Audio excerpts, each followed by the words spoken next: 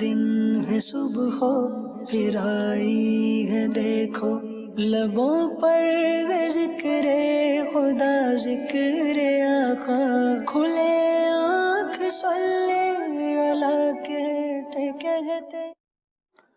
الحمدللہ رب العالمین والصلاة والسلام علی خاتم النبیین، اما بعد فاعوذ باللہ من الشیطان الرجیم، بسم اللہ الرحمن الرحیم۔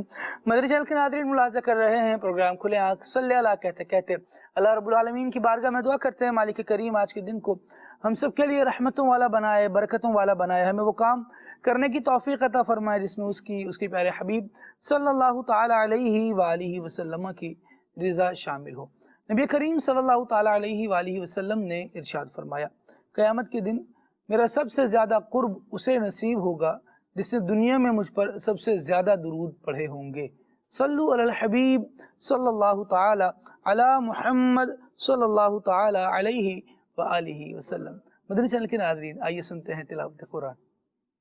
اعوذ باللہ من الشیطان الرجیم، میں اللہ تعالیٰ کی پناہ میں آتا ہوں شیطان مردود سے۔ بسم اللہ الرحمن الرحیم، اللہ کے نام سے شروع جو نہایت مہربان رحم والا۔ وَإِمَّا يَنزَغَنَّكَ مِنَ الشَّيْطَانِ نَزْغٌ فَاسْتَعِذْ بِاللَّهِ، اور اگر تجھے شیطان کا کوئی کونچا یعنی وار پہنچے تو اللہ کی پناہ مانگ، إِنَّهُ هُوَ السَّمِيعُ الْعَلِيمُ، بے شک وہی سنتا جانتا ہے۔ وَمِنْ آيَاتِهِ اللَّيْلُ وَالنَّهَارُ وَالشَّمْسُ وَالْقَمَرُ، اور اس کی نشانیوں میں سے ہیں رات اور دن اور سورج اور چاند۔ لا تسجدوا للشمس ولا للقمر واسجدوا لله الذي خلقهن إن كنتم إياه تعبدون، سجدہ نہ کرو سورج کو اور نہ چاند کو، اور اللہ کو سجدہ کرو جس نے انہیں پیدا کیا اگر تم اس کے بندے ہو۔ فَإِنِ اسْتَكْبَرُوا فَالَّذِينَ عِندَ رَبِّكَ يُسَبِّحُونَ لَهُ بِاللَّيْلِ وَالنَّهَارِ وَهُمْ لَا يَسْأَمُونَ، تو اگر یہ تکبر کریں تو وہ جو تمہارے رب کے پاس ہیں رات دن اس کی پاکی بولتے ہیں اور اکتاتے نہیں۔ وَمِنْ آيَاتِهِ أَنَّكَ تَرَى الْأَرْضَ خَاشِعَةً فَإِذَا أَنزَلْنَا عَلَيْهَا الْمَاءَ اهْتَزَّتْ وَرَبَتْ، اور اس کی نشانیوں سے ہے کہ تو زمین کو دیکھے بے قدر پڑی، پھر ہم نے جب اس پر پانی اتارا تر و تازہ ہوئی اور بڑھ چلی۔ إِنَّ الَّذِي أَحْيَاهَا لَمُحْيِي الْمَوْتَى، بے شک جس نے اسے جلایا ضرور مردے جلائے گا یعنی زندہ کرے گا۔ إِنَّهُ عَلَى كُلِّ شَيْءٍ قَدِيرٌ، بے شک وہ سب کچھ کر سکتا ہے۔ إِنَّ الَّذِينَ يُلْحِدُونَ فِي آيَاتِنَا لَا يَخْفَوْنَ عَلَيْنَا، بے شک وہ جو ہماری آیتوں میں ٹیڑے چلتے ہیں ہم سے چھپے نہیں۔ أَفَمَن يُلْقَىٰ فِي النَّارِ خَيْرٌ أَم مَّن يَأْتِي آمِنًا يَوْمَ الْقِيَامَةِ، تو کیا جو آگ میں ڈالا جائے گا وہ بھلا یا جو قیامت میں امان سے آئے گا؟ اعملوا ما شئتم إنه بما تعملون بصير، جو جی میں آئے کرو بے شک وہ تمہارے کام دیکھ رہا ہے۔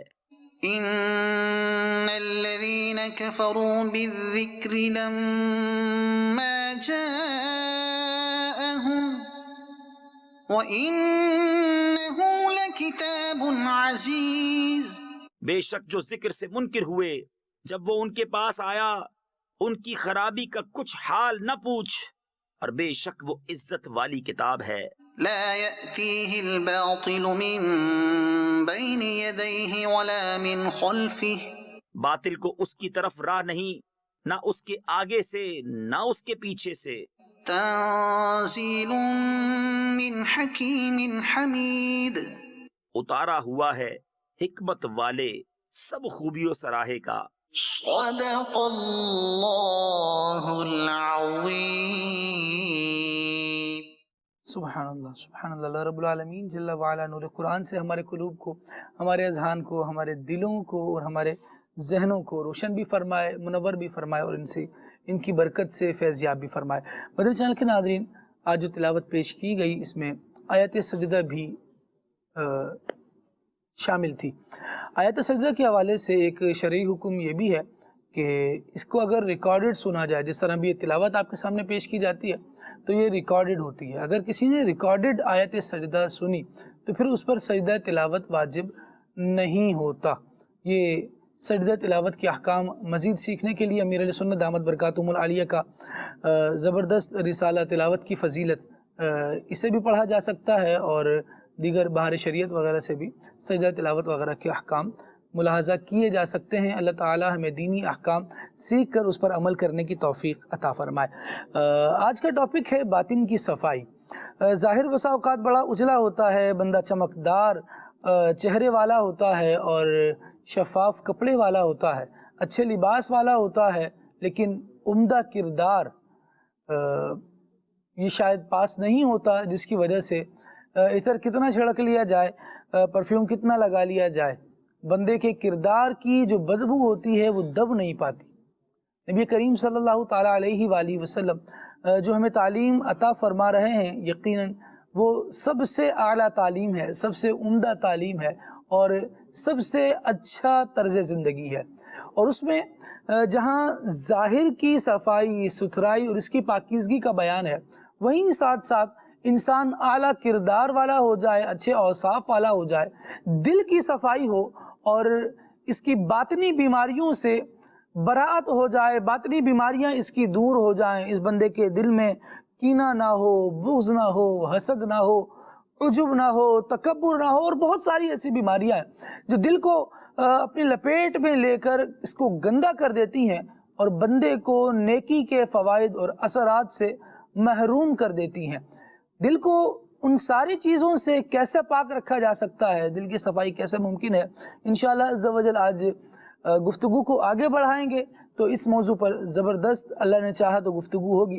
باطن کی صفائی آج کا موضوع ہے۔ نبی کریم صلی اللہ تعالیٰ علیہ وآلہ وسلم اپنے اصحاب کا، اپنے پاس آنے والے حضرات کا خوب تصفیہ بھی فرماتے تھے، تزکیہ بھی فرماتے تھے۔ ظاہری صفائی ستھرائی کے حوالے سے بھی نبی کریم صلی اللہ تعالیٰ علیہ وآلہ وسلم تعلیم ارشاد فرماتے، اور باطن کیسے اچھا ہوگا، اس میں کیسے خوشبو آئے گی، آقا دو عالم صلی اللہ تعالیٰ علیہ وآلہ وسلم ان کا تزکیہ نفس فرما کر باطن کو بھی روشن اور منور فرمایا کرتے تھے۔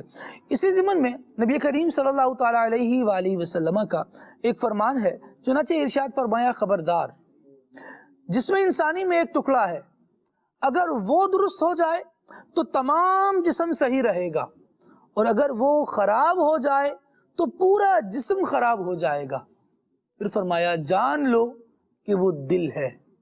یہ دل اچھا ہوگا تو سارا جسم اچھا ہوگا، اگر دل خراب ہو جائے تو پھر سب ہی خراب ہو جائے گا۔ اللہ کریم ہمیں اپنے دل کی اصلاح، اس کی صفائی، اس کی پاکیزگی کے لیے اہتمام کرنے کی توفیق عطا فرمائے۔ حسان بھائی ماشاءاللہ ہمارے ساتھ آج سلسلے میں موجود ہیں، آپ سے کلام سنیں گے جو مدینے کے تصور میں جیا کرتے ہیں۔ سید امیر علیہ سنت دامت برکاتہم العالیہ کا زبردست کلام ہے۔ بلا تاخیر حسان بھائی کی طرف بڑھتے ہیں اور کلام سنتے ہیں۔ صلو علی الحبیب صلی اللہ علی محمد صلی اللہ علیہ وآلہ وسلم۔ صلی علی نبینا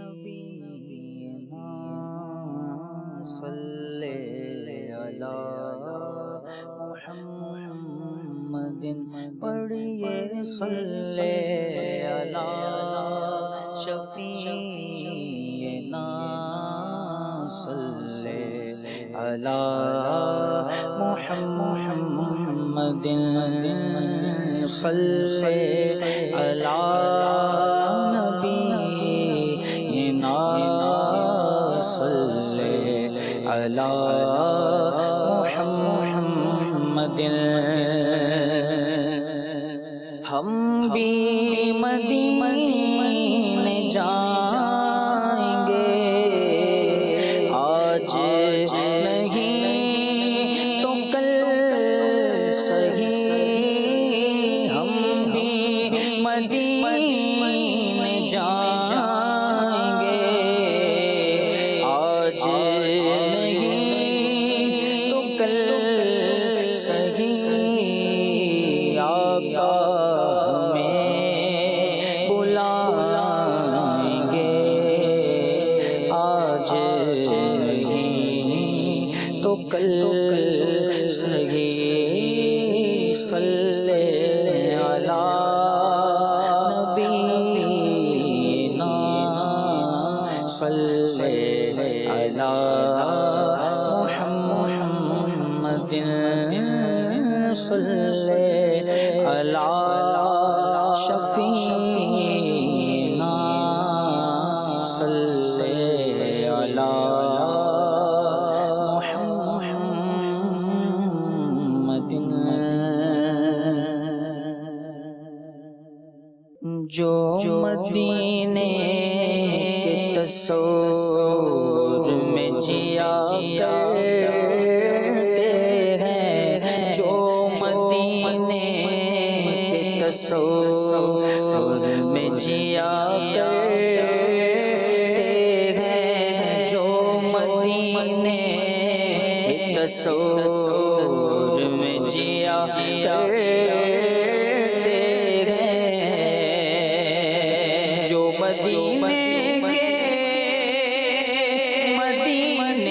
کے جو مدینے کے تصور میں جیا کرتے ہیں ہر جگہ لوگ مدینے کلیا کرتے ہیں ہر جگہ لوگ مدینے کلیا کرتے ہیں ہر جگہ لوگ مدینے کلیا کرتے ہیں اور مال و دولت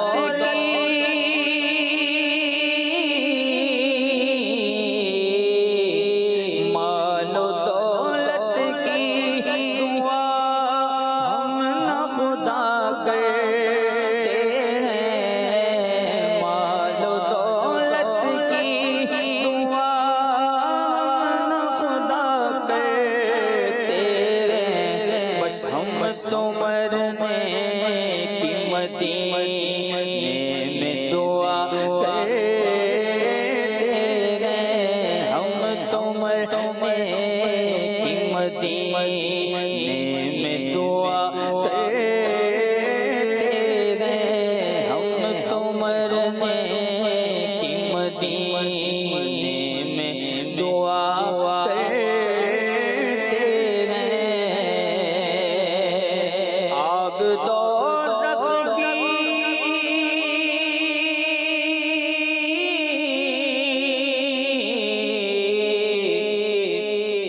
آگ دوزخ کی جلا ہی نہیں سکتی ان کو آگ دوزخ کی جلا ہی نہیں سکتی ان کو عشق کی آگ میں دل جن کے جلا کرتے ہیں عشق کی آگ میں دل جن کے جلا کرتے ہیں جو مدینے کے تصور میں جیا کرتے ہیں اور درد و آلام میں تسکین انہیں ملتی ہے درد و آلام دو عالم میں تسکین انہیں ملتی ہے، نام ان کا جو مصیبت میں لیا نام ان کا جو مصیبت میں لیا تمہارا نام مصیبت میں جب لیا ہوگا، ہمارا بگڑا ہوا کام بن گیا ہوگا، دکھائی جائے گی محشر میں شان محبوبی کہ آپ ہی کی خوشیاں کہا ہوگا، کہ آپ ہی کی خوشیاں کہا ہوگا، کہیں گے اور نبی اذهبوا الی غیری، میرے حضور کے لب پر انا لہا ہوگا، درد و آلام میں تسکین انہیں ملتی ہے، ارے نام کا جو مصیبت میں لیا نام کا جو مصیبت میں لیا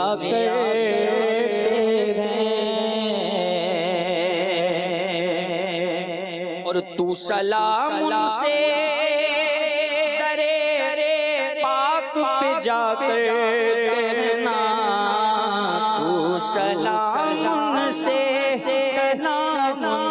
تو سلام سے درے پاک پہ جا کر کہنا، التجا تجھ سے ہمیں باد صبا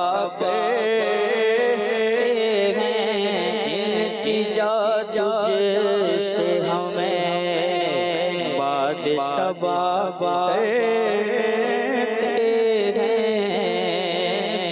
جو مدینے کے تصور میں جیا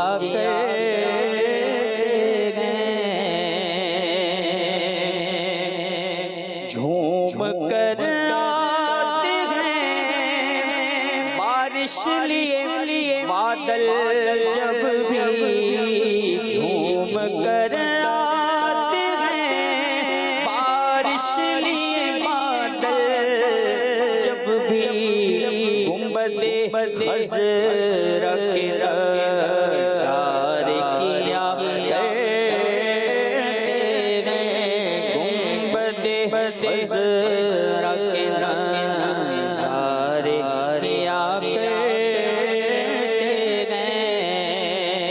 اور چاند سورج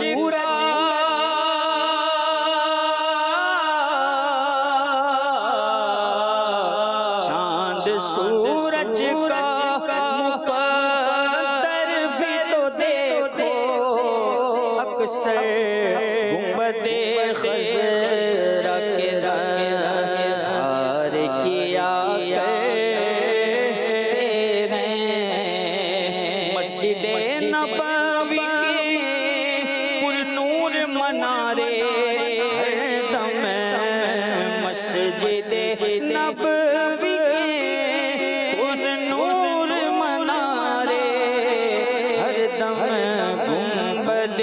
خضرا کے رخسار کیا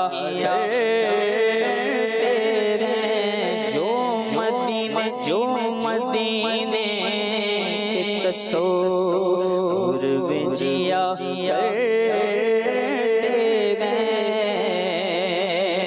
رشک اشتار کو ان ذروں پہ آتا ہے جو رشک اشتار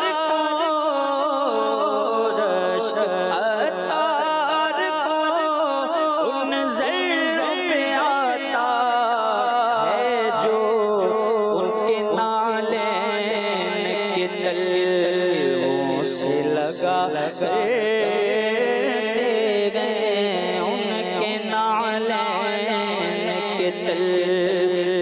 سے لگا تیرے اور قابل رشک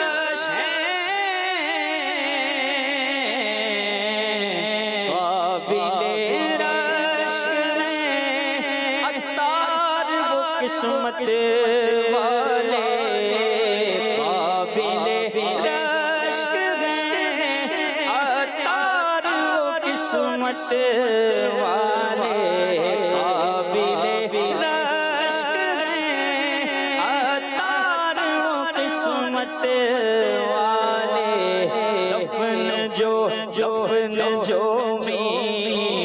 میٹھے مدینے میں ہوا تیرے دفن جو میٹھے مدینے میں ہوا تیرے جو مدینے کے تصور میں جیا تیرے ہر جگہ لطف مدینے کا لیا کرتے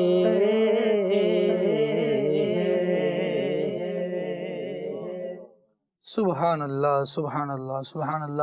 عشق و مستی سے بھرپور سیدی امیر علیہ سنت دامت برکاتہم العالیہ کا زبردست کلام ہم سن رہے تھے، جو مدینے کے تصور میں جیا کرتے ہیں. اور سیدی اعلیٰ حضرت رحمۃ اللہ تعالیٰ علیہ کا وہ شعر بھی یاد آ رہا تھا جس میں آپ فرماتے ہیں اے عشق تیرے صدقے جلنے سے چھٹے سستے، اے عشق تیرے صدقے جلنے سے چھٹے سستے، وہ آگ بجھا دے گی جو آگ لگائی ہے. یہ عشق کی آگ انشاءاللہ جہنم کی آگ کو بجھا دے گی. اگر امیر السنت نے کہا نا آگ دوزخ کی جلا ہی نہیں سکتی ان کو، عشق کی آگ میں دل جن کے جلا کرتے ہیں. تو یہ گویا سیدی اعلیٰ حضرت رحمۃ اللہ تعالیٰ علیہ کے اشعار کی ترجمانی ہے، اور یوں سمجھیں کہ الفاظ بدلے ہیں مضمون ایک ہی ہے. اللہ تبارک و تعالی ہم سب کو اپنے سینوں میں یہ آگ مزید بھڑکانے کی توفیق عطا فرمائے. یہ وہ آگ ہے جو جہنم کی آگ کو بجھانے والی ہے. یہ عشق کی آگ ہے، یہ مصطفیٰ کریم علیہ السلام کی محبت کی آگ ہے. اگر یہ دل میں جلے گی تو انشاءاللہ دل، نفس، یہ جو باطنی بیماریاں ہیں ان سے پاک ہو جائے گا. اور یہی تو مقصود ہے، دل کی صفائی مقصود ہے، باطن کی اصلاح مقصود ہے. اور یہ اصلاح ہوتی ہی ایسے ہے کہ جب آپ کسی کی محبت میں، اور کسی کی وہ کون ہے، وہ سید عالم صلی اللہ تعالیٰ علیہ وآلہ وسلم ہے. حاجی اظہر تاجی صاحب بڑا زبردست جملہ فرماتے ہیں کہ دنیا کی محبت جو ہے یہ روگ لگاتی ہے، اور سید عالم صلی اللہ علیہ وآلہ وسلم کی محبت یہ روگ مٹاتی ہے. اس محبت سے اگر دل آشنا ہو جائے، دل میں یہ محبت آ جائے تو انشاءاللہ سارے دنیا کے روگ، سارے درد مٹ جائیں گے، اور مصطفیٰ کریم علیہ السلام کی حضوری ہی کا دھیان رہے گا. اللہ کریم ہمیں توفیق عطا فرمائے. مہروز بھائی، باطن کی صفائی آج موضوع ہے سلسلے کا. کیا کہیے گا کہ کیا اس کے فوائد ہیں، کیا اس کی اہمیت ہے، اور آج کے دور میں اس کے لیے کیا کیا جا سکتا ہے؟ اہمیت تو بہت زیادہ ہے، تمہید میں آپ نے بیان کیا. بنیادی طور پہ جو حدیث پاک اس موضوع سے ریلیٹ کرتی ہے آپ اس طرف گئے تھے، اور وہ بیان کیا آپ نے کہ دل کی اہمیت کیا ہے، کہ اگر دل صحیح ہوگا تو سارا جسم سلامت رہے گا، اور دل بگڑ گیا تو سارے جسم پہ اس کے اثرات آئیں گے. خالد بھائی، ہمارے ظاہر کے اثرات ہمارے باطن پہ پڑتے ہیں، اور ہمارے باطن کے اثرات ہمارے ظاہر پہ پڑتے ہیں. جب ہمارا بلڈ پریشر لو ہوتا ہے تو ظاہری جو ہمارے جوارے ہیں یہ بھی ڈھیلے پڑ جاتے ہیں، اور جب ہمارا بلڈ پریشر ہائی ہوتا ہے تو ہماری کیفیت دوسری ہو جاتی ہے. اسی طریقے سے آپ دیکھیں گے کہ جو ظاہری کیفیات ہوتی ہیں، میں بڑی سادہ سی بات کروں، اگر ہم غسل کریں، صاف ستھرے کپڑے پہنے تو ہماری کیفیت تبدیل ہو جاتی ہے. یہ کتنا ظاہری بات ہے نا، یعنی غسل کیا ہے بالکل بیرونی کام ہے، پھر صاف کپڑے پہنے، خوشبو لگائیے، تو اس کا ہمارے باطن پہ اثر پڑتا ہے. تو دین اسلام نے ہمیں بنیادی طور پر کسی ایک سمت پہ نہیں نکھارا ہے. ہوتا ہے نا ایک سائڈ پالش کر دیا، تو ایک سائڈ نہیں ہے، بلکہ ہمارے جتنے بھی ویلیوز ہیں، جتنے بھی سائڈز ہیں، ان کو دین اسلام نے سنوارا ہے اور ان کو پالش کیا ہے. اب وہ چاہے ظاہر ہو چاہے باطن ہو. بعض اوقات ہوتا یہ کہ اگر ہم باطن کی بات کر رہے ہیں تو ظاہر کو اگنور کر بیٹھتے ہیں, اور اگر ظاہر کی بات کر رہے ہیں تو ہم باطن کو اگنور کر جاتے ہیں. حالانکہ دین اسلام دونوں کی اہمیت کو بیان فرماتا ہے. آپ اگر صفائی کو دیکھیں, نظافت کو دیکھیں, کہ صفائی اور نظافت کو بہت دین اسلام میں پسند کیا گیا ہے, تو وہ ظاہری بھی ہے باطنی بھی ہے. ایسا نجاست حقیقہ اور پھر جو حقیقی اور نجاست حکمی, یہ کیا ہے؟ تو آپ اگر دیکھیں تو اس میں ظاہر و باطن کی کیفیات بھی تو ہے نا. تو ہمیں اپنے باطن کو بھی سنوارنا چاہیے. آج جو دور چل رہا ہے یہ آرٹیفیشل دور چل رہا ہے. آرٹیفیشل انٹیلیجنس بھی چل رہی ہے اور آرٹیفیشل دیگر چیزیں بھی چل رہی ہیں. تو آرٹیفیشل کا دورہ ہے. جی, دورہ ہے. تو مسئلہ یہ ہے کہ ہم بہت بار یہ کرتے ہیں کہ اپنے ظاہر کو سنوار لیتے ہیں, لیکن باطن جو ہے نا وہ خراب ہوتا ہے. دیکھیے بعض اوقات پھل ہوتا ہے نا, ہم خریدتے ہیں پھل مارکیٹ سے لے کر آتے ہیں, گھر میں رکھتے ہیں اور بڑا اچھا لگ رہا ہوتا ہے خالد بھائی, لیکن جب اسے کاٹتے ہیں تو اندر کیڑا ہوتا ہے یا پھل کا ذائقہ درست نہیں ہوتا, تو پھر وہ پھل کی خوبصورتی نا ہمیں متاثر کر نہیں پاتی, بلکہ ہم یہ سوچنے پہ مجبور ہو جاتے ہیں کہ میں دھوکہ کھا گیا ہوں یا مجھے دھوکہ دے دیا گیا ہے. تو ہمیں بہرحال ایک انسان, ایک بندے ہونے کے ناطے ہمیں اپنا ظاہر بھی سنوارنا ہے, اپنا باطن بھی سنوارنا ہے. اور اگر دین اسلام کی خوبصورتی کی بات کریں,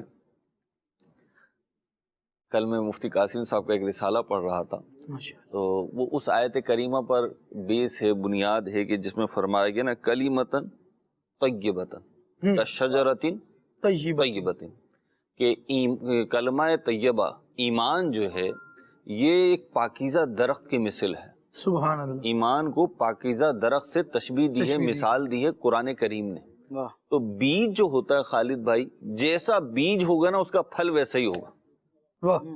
بیج جس نوعیت کا ہوگا پھل بھی اسی نوعیت کا ہوگا. اگر آپ جناب عالی آم کی گٹھلی بوتے ہیں تو انار نہیں نکلے گا اس میں سے. صحیح. درخت جو ہوگا وہ انار کا نہیں ہوگا بلکہ وہ آم کا ہی ہوگا. اگر گندم بوتے ہیں تو جو نہیں کاٹیں گے آپ.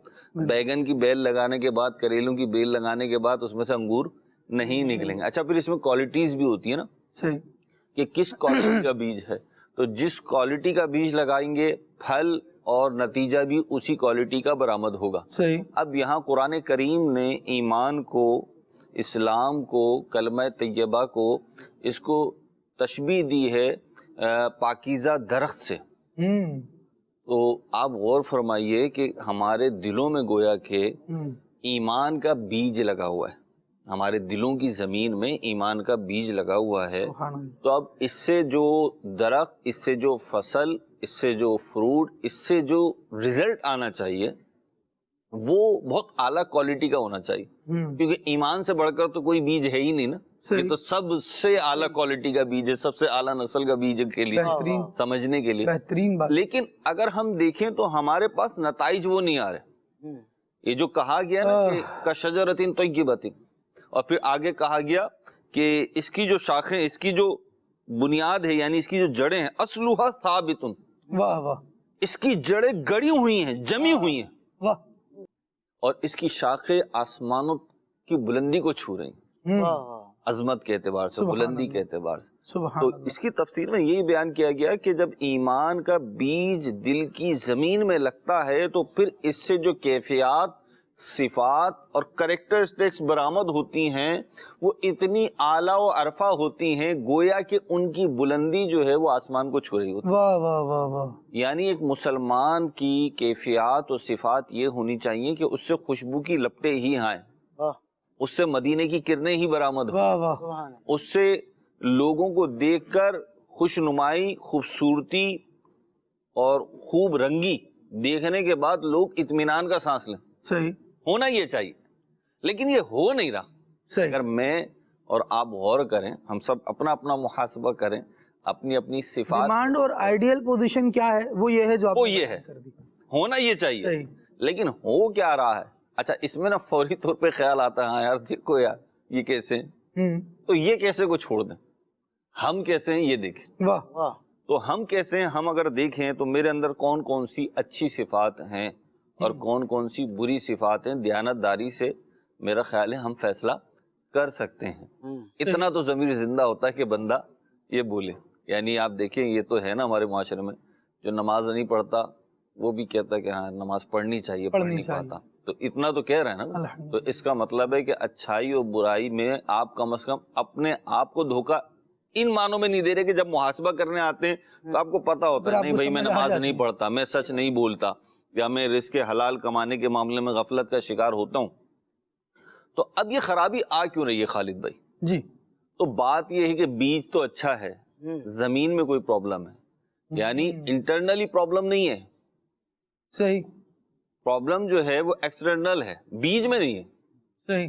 تو اب وہ ہمارے اندر ہے. ہمارے اندر کیا پرابلم ہے اس پہ غور کرنا چاہیے، اور اس پہ جب غور کریں گے تو سب سے بنیادی بات جو ہوگی، ایک بہت فنڈامنٹل ایلیمنٹ جو ہوگا آپ کا، وہ کیا ہوگا کہ وہ آپ کا دل کیسا ہے، زمین کیسی ہے جس میں بیج لگایا ہوا ہے. صحیح. اچھا اب یہ جو گفتگو ہو رہی ہے تھوڑی مدنی چینل کے ناظرین غور کریں گے تو انشاءاللہ فائدہ بہت ہوگا. بالکل. وہ یہ کہ بیج اچھا لگا ہوا ہے خالد بھائی، زمین پہ نا ایٹماسفیئر کا بھی اثر پڑتا ہے اور خود زمین کا اثر بھی فصل پہ پڑتا ہے. ایسا ہے. تو ہمیں اپنا ایٹماسفیئر بھی اچھا رکھنا ہے. کسان سب سے زیادہ جو ہے نا موسموں کو دیکھ رہے ہوتے ہیں، اس موسم میں کیا کاشت کرنا ہے، کیا کاشت کرنا ہے، اور جیسے ہی بادل وغیرہ ایٹماسفیئر تبدیل ہوتا ہے نا تو یا تو ان کے چہروں پہ بشاشت آتی ہے، فکر آتی ہے. ایسا ہی.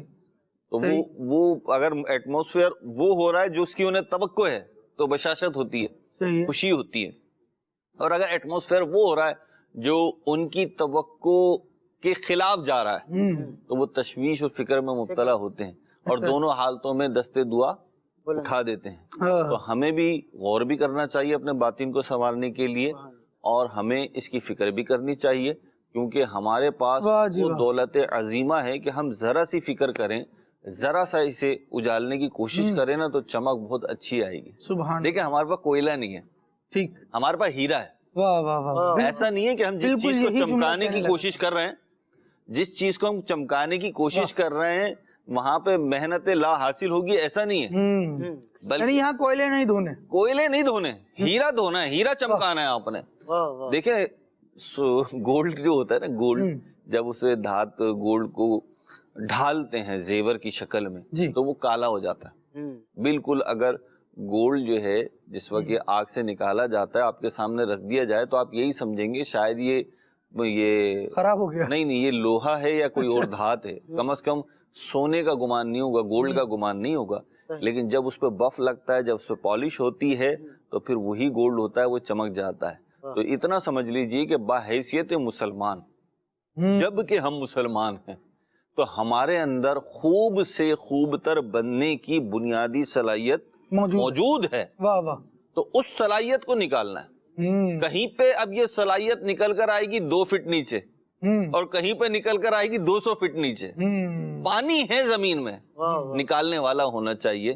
تو آپ کوشش کریں گے تو انشاءاللہ یہ حاصل ہو جائیں گے. اور مجھے لگتا ہے کہ آج کا جو سلسلہ ہوگا، گفتگو کا منہج چاہے جو بھی ہو، ہمارا انداز جو بھی ہو، جس جگہ بھی جائیں، لیکن اگر یہ چیزیں پیش نظر رکھ کے ہم آخر تک شامل سلسلہ رہیں گے، خود میری بھی یہی نیت ہے کہ اللہ کرے باتیں کرتے کرتے ہمارے دل کی اصلاح بھی ہو جائے، اور ہماری ذات سے بھی جو کرنیں پھوٹیں وہ مسلمان معاشرے کے لیے قابل فخر بھی ہوں، قابل دید بھی ہوں، قابل سکون بھی ہوں. ماشاءاللہ بڑی زبردست اور بنیادی باتیں مہروز بھائی آپ نے ارشاد فرمایا. اللہ کریم آپ کو مزید برکت دے.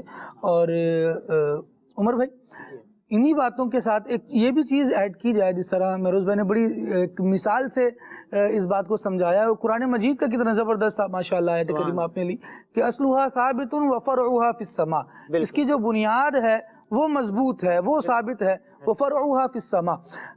اور اس کو یوں بھی سمجھایا گیا جس طرح ایک مثال دی کہ بھئی کاشتکار کیا کر رہا ہے، کسان کیا کر رہا ہے، موسم کی کیا اثرات ہو رہے ہیں. یہاں بیج بھی درست ہے، زمین بھی درست ہے، لیکن اس زمین پر حملہ آور ہونے والی اشیاء بہت زیادہ ہیں. بالکل. کبھی وہ بری صحبت کی صورت میں ہے، کبھی بد مذہبی کی صورت میں ہے، کبھی شیطان ہے، کبھی نفس لگا ہوا ہے. یہ ساری ہی چیزیں تو وہ ہیں جو اس فصل کو خراب کرنے میں لگی ہوئی ہیں کہ اس کی دل کی تو اصلاح ہے.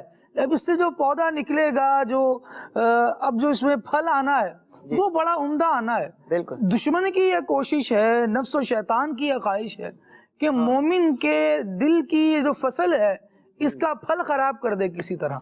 اب وہ کیسے ہو رہا ہے، کس طرح سے اس سے بچنا ممکن ہے، کیا فرمائیں گے؟ بسم اللہ الرحمن الرحیم. مہروز بھائی نے بڑی زبردست ماشاءاللہ گفتگو کی ہے، اور جب مہروز بھائی وہ کسانوں کی اور فصل کی مثالیں دے رہے تھے تو میرے ذہن میں ایک جملہ یہ بھی آ رہا تھا کہ جہاں وہ موسموں کو دیکھ کر دعائیں کرتے ہیں کہ اچھا موسم ہے تو یا اللہ تیرا شکر ہے، اور اگر خراب موسم ہو رہا ہے تو ان کو فکر ہوتی ہے اگر موسم اثر انداز نہ بھی ہو تو بھی کسان اپنی فصل کے اوپر مختلف قسم کے اسپرے کرتا ہے، اور اسپرے کا مقصد یہ ہوتا ہے کہ کیڑوں سے اس کو بچانا ہے اور مختلف قسم کی جو تباہی سے بچانا والی چیزیں ہیں ان سے اس کو بچانا ہے تاکہ میری فصل تباہ نہ ہو۔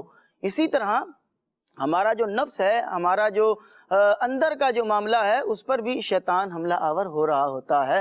اس کے علاوہ بری صحبتیں وہ بھی اثر انداز ہو رہی ہوتی ہیں، ہمارا ماحول ہوتا ہے وہ بھی اثر انداز ہو رہا ہوتا ہے۔ وہ کون سے عوامل ہیں، وہ کون سے ایسے کام ہیں کہ جن کو اپنا کر ہم اپنے نفس کی اصلاح کر سکتے ہیں، اپنے نفس کو اچھے راستے کی طرف لے کر جا سکتے ہیں۔ انشاءاللہ اس پر میں گفتگو کرتا ہوں۔ اس کی طریقہ کار اور اس کے راستے تو بہت سارے ہیں، لیکن میں چند باتیں عرض کروں گا کہ باطن کی صفائی کے اندر جو ہے نا وہ مرشد کامل کا ایک بڑا اہم رول ہوتا ہے۔ ویسے تو یقینی طور پر جو انسان کے گناہوں کی جو بربادی ہے اس سے انسان کو بچانا اور اس کے گناہوں کو معاف کرنا یہ اللہ تبارک و تعالیٰ ہی کی مشیت پر ہے، اللہ تبارک و تعالیٰ ہی انسان کو راہ ہدایت پر لاتا ہے، لیکن مرشد کامل جو ہوتا ہے وہ انسان کو سیدھے راستے کی طرف ہدایت کرنے میں معاون و مددگار ہوتا ہے۔ ایک جملہ آپ کی بات میں ایڈ کروں، بڑا زبردست آپ کلام کر رہے ہیں۔ آپ یہ دیکھیے کہ جس طرح اللہ رب العالمین جل وعلا رزق ظاہر عطا فرماتا ہے ویسے رزق باطن بھی عطا فرماتا ہے۔ جیسے رزق ظاہر کے لیے اسباب ہوتے ہیں، بندہ کام کاج کرتا ہے، ملازمت اختیار کرتا ہے، کسی کے پاس جائے گا، اس کی باتیں سنے گا، جس طرح وہ کام چاہ رہا ہے اس کی ریکوائرمنٹ ہے اس طرح پورا کرے گا۔ کیا ہوتا ہے نتیجتاً اس کو رزق ظاہر ملتا ہے، سیلری ملتی ہے، آمدنی ملتی ہے۔ ایسے ہی رزق باطن جو ہے یہ باطن کی اصلاح ہے۔ جب کسی پیر صاحب کے پاس جائے گا، مرشد کامل کی بارگاہ میں حاضر ہوگا، جب وہ اس کا قلب سیکل کریں گے، اس کے دل کو صاف کریں گے اور پھر اس کو بتائیں گے کہ اگر رزق باطن چاہیے تو یہ کرنا ہے۔ بنیادی طور پر رزق ظاہر دینے والا اللہ، رزق باطن عطا فرمانے والا وہ بھی اللہ، لیکن جب رزق ظاہر کے لیے بندہ مختلف قسم کے اہتمام کرتا ہے، مختلف قسم کے اسباب اختیار کرتا ہے، تو یہ مرشد کامل جو ہے یہ رزق باطن کے لیے، باطن کی اصلاح کے لیے ایک سبب اور ایک وسیلہ ہے جسے بندہ اختیار کرتا ہے۔ بالکل درست فرمایا ہے۔ اور جس طرح انسان کے ظاہری بدن کے لیے اس کو غذا کی ضرورت ہوتی ہے نا خالد بھائی، اسی طرح انسان کا جو باطن ہے نا اس کے لیے بھی اس کو اس کی روح کو جلا دینے کے لیے بھی غذا کی ضرورت ہوتی ہے، کہ اگر ہم ایک مثال ہے کھائیں گے نہیں پیئیں گے نہیں تو کمزور ہو جاتے ہیں، اسی طرح روح کو جب ہم اپنی غذا نہیں دیتے ہیں، اپنے باطن کو ہم سنوارنے کے لیے اس کی غذا فراہم نہیں کرتے ہیں تو ہماری روح بھی کمزور پڑتی جاتی ہے، اور پھر ہماری روح کو اگر مزے جو ہے وہ گناہوں کے اندر آ رہے ہوتے ہیں اور اس کو اگر کوئی ٹینشن ہے، کوئی پریشانی ہے تو اس کو گانا سن کر ہی اس کی روح کو تسکین ہونی ہے، تو پھر اس کو اپنے باطن کی اصلاح کی ضرورت ہے۔ اور پھر اگر وہ کسی مرشد کامل کی صحبت میں آ کر بیٹھتا ہے، اللہ والوں کی صحبت میں آ کر بیٹھتا ہے، تو وہ اسے پھر جو ہے وہ اس کے دل کو روشن کرتے ہیں اور منور کرتے ہیں۔ تو یہ ایک بڑی زبردست بات تھی کہ کسی مرشد کامل کا جو ہے وہ ہاتھ تھام لینا چاہیے۔ یہاں خالد بھائی ایک بات جو بڑی پیاری بات آپ نے ارشاد فرمائی کہ غذا یا تو طاقت دیتی یا کمزور کرتی، یعنی جو آپ کھا رہے ہیں وہ چیز یا تو آپ کو طاقت دے گی یا کمزور کرے گی۔ بالکل آپ دیکھیے کہ ہم کون سی غذائیں کھا رہے ہیں۔ اب ظاہر سی بات ہے روح کو سیب، آڑو، امرود تو چاہیے نہیں، ٹھیک ہے، تو اس کی غذائیں بھی الگ۔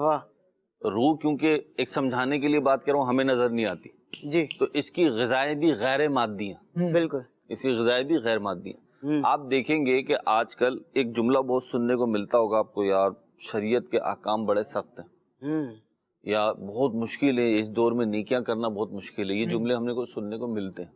لیکن اسی دور میں ہم ان اللہ والوں کو بھی دیکھتے ہیں جو مزے سے نیکیاں کرے جا رہے ہیں۔ واضح سی مثال امیر اہل سنت کی ہے، ایک مثال دے رہا ہوں، نہیں تو اور بھی ہیں۔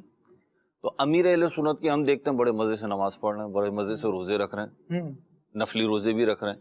یعنی آپ دیکھیں کہ رمضان آ رہا ہے تو عبادتیں بڑھ رہی ہیں، پہلے روزے فرض نہیں تھے، اب روزے فرض ہیں، ان کو اس میں مزہ ہی آ رہا ہے، ان کو مزہ آ رہا ہے۔ تو آپ دیکھیں گے یہ یعنی دونوں سمتیں ہیں، اگرچہ دوسرا پہلو عوامی ہے۔ وجہ کیا ہے؟ وجہ یہ ہے کہ روح کی غذا نا نیکی ہے، سبحان اللہ، روح کی غذا رب کو راضی کرنے والے کام ہے۔ جیسے ہی آپ نیکی کرتے ہیں نا تو روح کو غذا ملتی ہے، بے شک وہ طاقتور ہوتی ہے. تو ایک نیکی کے بعد وہ دوسری نیکی کرنا چاہتی ہے کیونکہ طاقت ملی ہے نا، تو وہ نیکی کرنا چاہتی ہے. سبحان اللہ. اچھا جب آپ گناہ کرتے ہیں تو آپ کی جو پاور ہے نا وہ ریڈیوس ہوتی ہے. ایسا ہی اس کو آپ یوں سمجھیے کیونکہ ہے بہت زیادہ تو مثال دینے میں سمجھتا ہوں کوئی حرج نہیں ہے.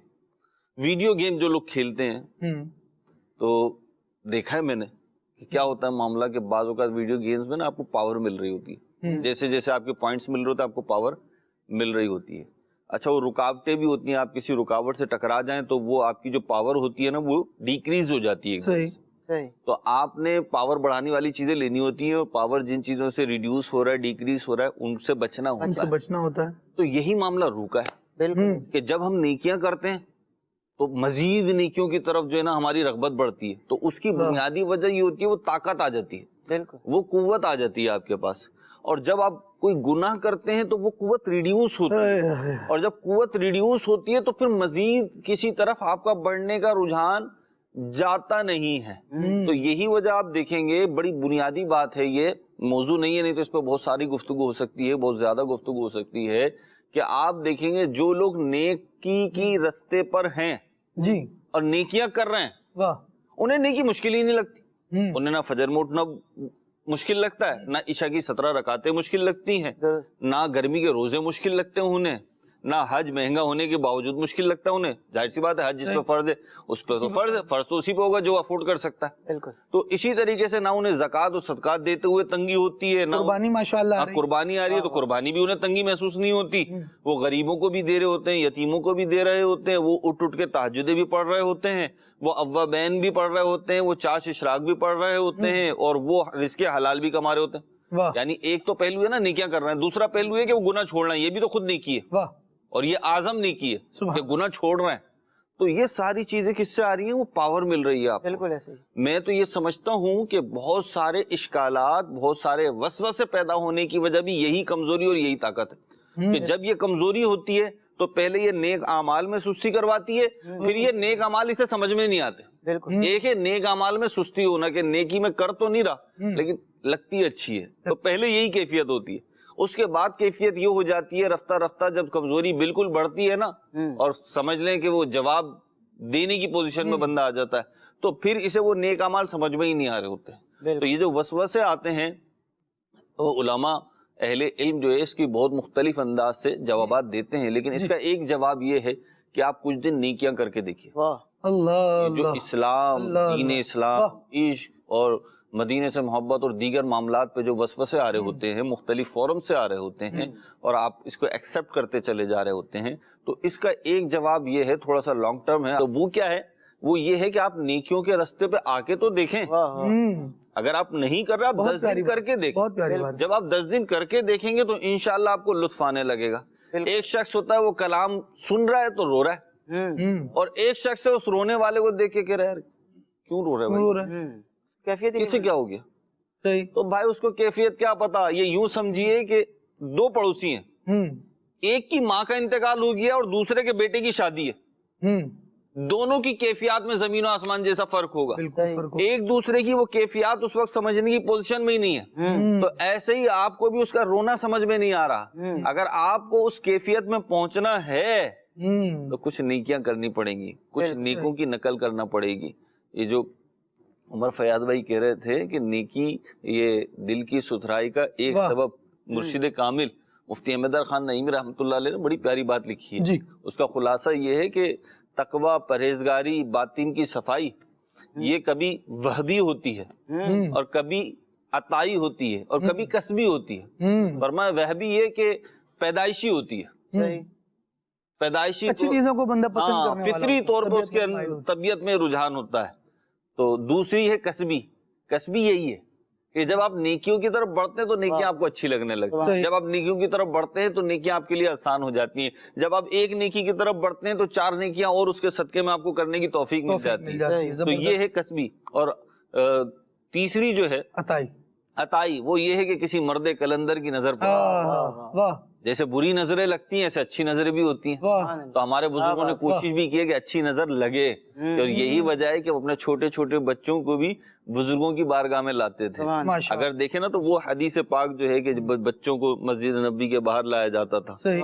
تو اس میں ایک پہلو شاید یہ بھی ہو کہ نظروں میں آ جائے. نبی پاک علیہ الصلوۃ والسلام سے گھٹی دلوائی جاتی تھی. آپ دیکھیں صلاح الدین ایوبی رحمۃ اللہ تعالی علیہ کتنا زبردست اور کتنا بڑا نام ہے. جی. ان کے والد گرامی ان کو سیدنا شیخ عبد القادر جیلانی رحمۃ اللہ تعالی علیہ کی بارگاہ میں لے کر حاضر ہوئے تھے, اور غوث پاک رحمۃ اللہ تعالی نے نظر ہی ڈالی تھی اور فرمایا تھا کہ یہ تمہارا بچہ جو ہے یہ اسلام کا عظیم مجاہد بنے گا. اور پھر آپ صلاح الدین ایوبی رحمۃ اللہ لوگوں کو سمجھ نہیں آتی. یہ غوث اعظم کی نظر تو وہ ہے جو چور کو کتب بنا دے. اللہ اکبر. یہ باتیں سمجھنے کی نہیں ہوتی, یہ چکھنے کی ہوتی ہیں. واہ دعا کریں آپ پہ نظر پڑ جائے. جس دن آپ پہ نظر پڑ گئی نا اس دن آپ کہیں گے کہ یہ نظر ہے. یہ ذائقے جو ہے نا بعض چیزوں کا, جس نے آم نہیں کھایا میں کیسے بتاؤں اس کو آم کا ذائقہ کیسا ہے. صحیح.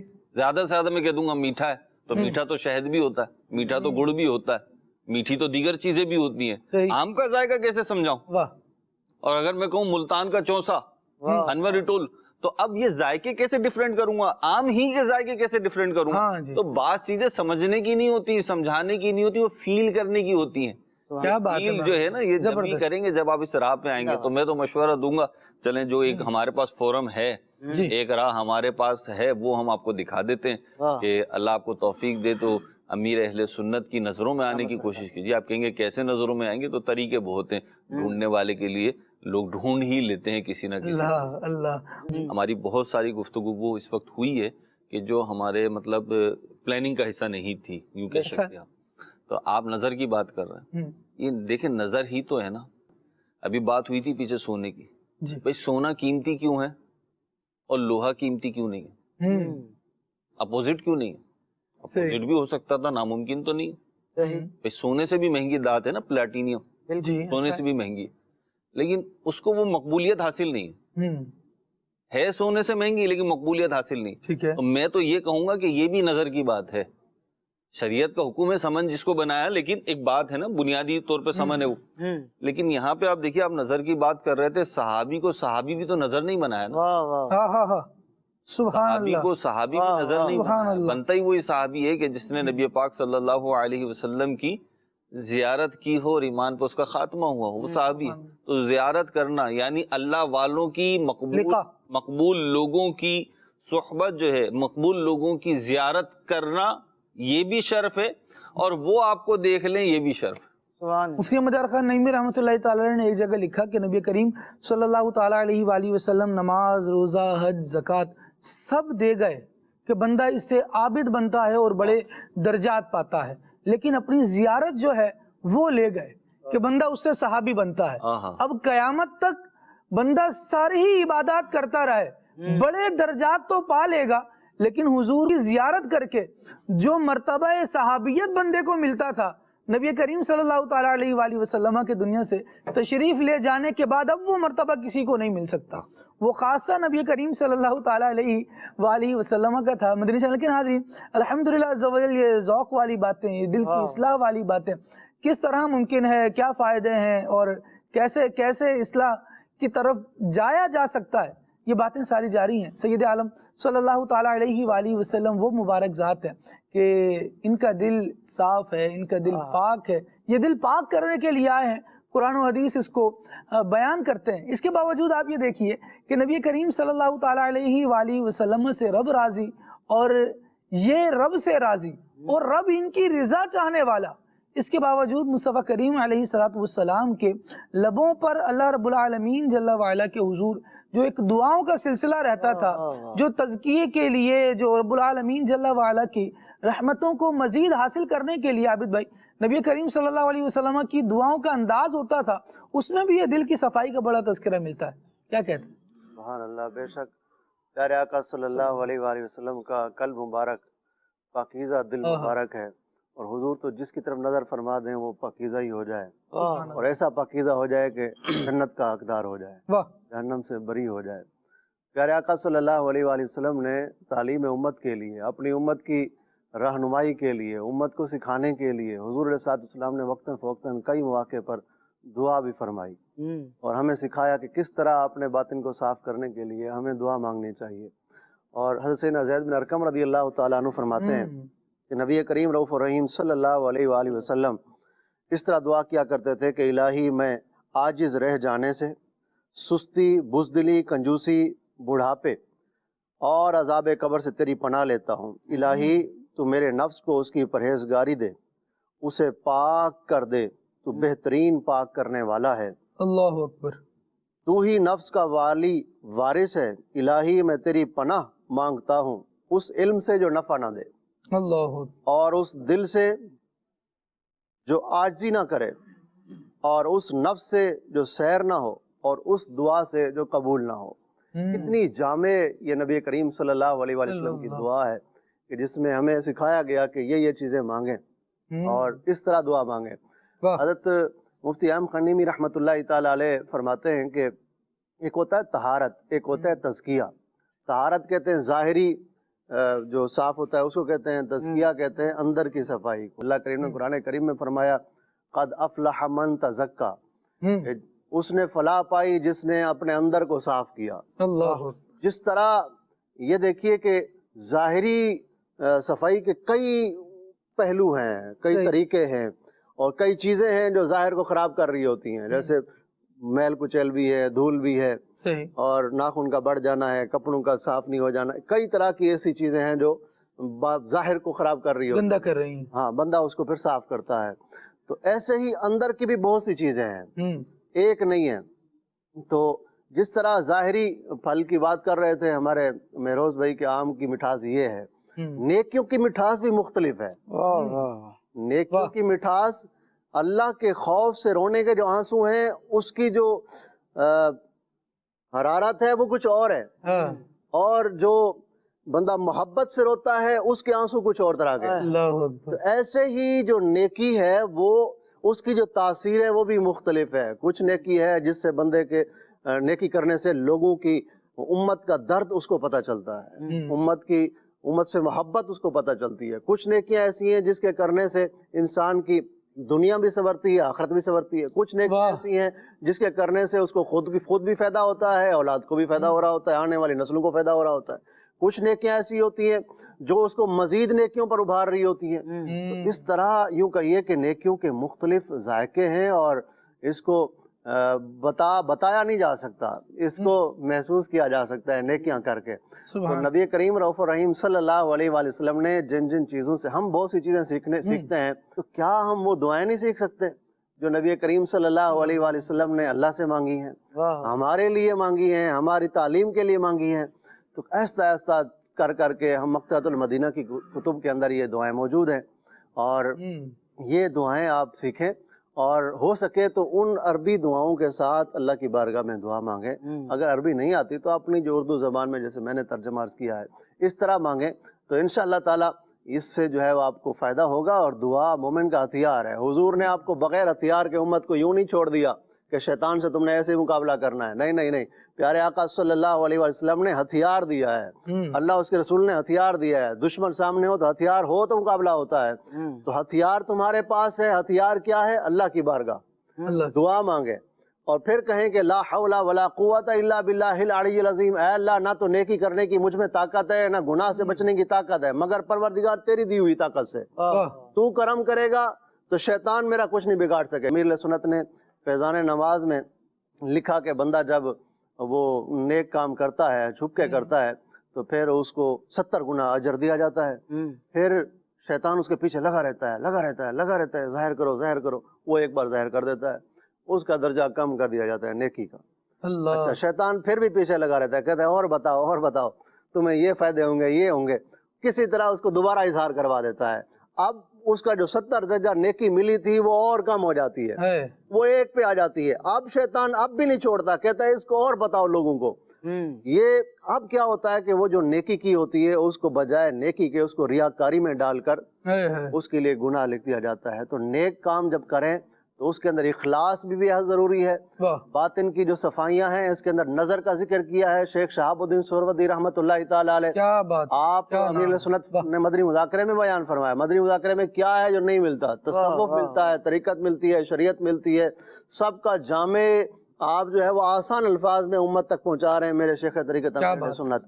تو کیا ہے کہ آپ فرماتے ہیں شیخ شہاب الدین سہروردی رحمۃ اللہ تعالیٰ علیہ مینا کے اندر حج کا موسم چل رہا ہے، اللہ ہم سب کو بھی حج نصیب فرمائے، حج مبرور دیکھنے والوں کو بھی. تو فرماتے ہیں مینا کے اندر مسجد خیف میں آپ یوں چکر لگا رہے تھے، ٹہل رہے تھے، تو کسی نے پوچھا کہ آپ کیوں چل رہے ہیں؟ تو فرمانے لگے میں اس لیے چل رہا ہوں کہ جیسے مجھے اٹھا ہوا دیکھیں گے باقی بیٹھے ہوئے ہیں تو کسی اللہ والے کی نظر میرے اوپر پڑ جائے گی. اللہ تو میں کسی اللہ والے کی نظر اپنے اوپر ڈالنے کے لیے میں یہ کر رہا ہوں. اللہ اکبر، اتنے بڑے باہر اللہ کے ولی. تو نظر پڑنے کی ضرورت ہر کسی کی ہوتی ہے. کامل نہ سمجھے اپنے آپ کو میں اب کامل ہو گیا. کامل جو اپنے آپ کو سمجھتے ہیں سمجھیں کہ اس کی ناقص کی منزل اب شروع ہو گئی ہے.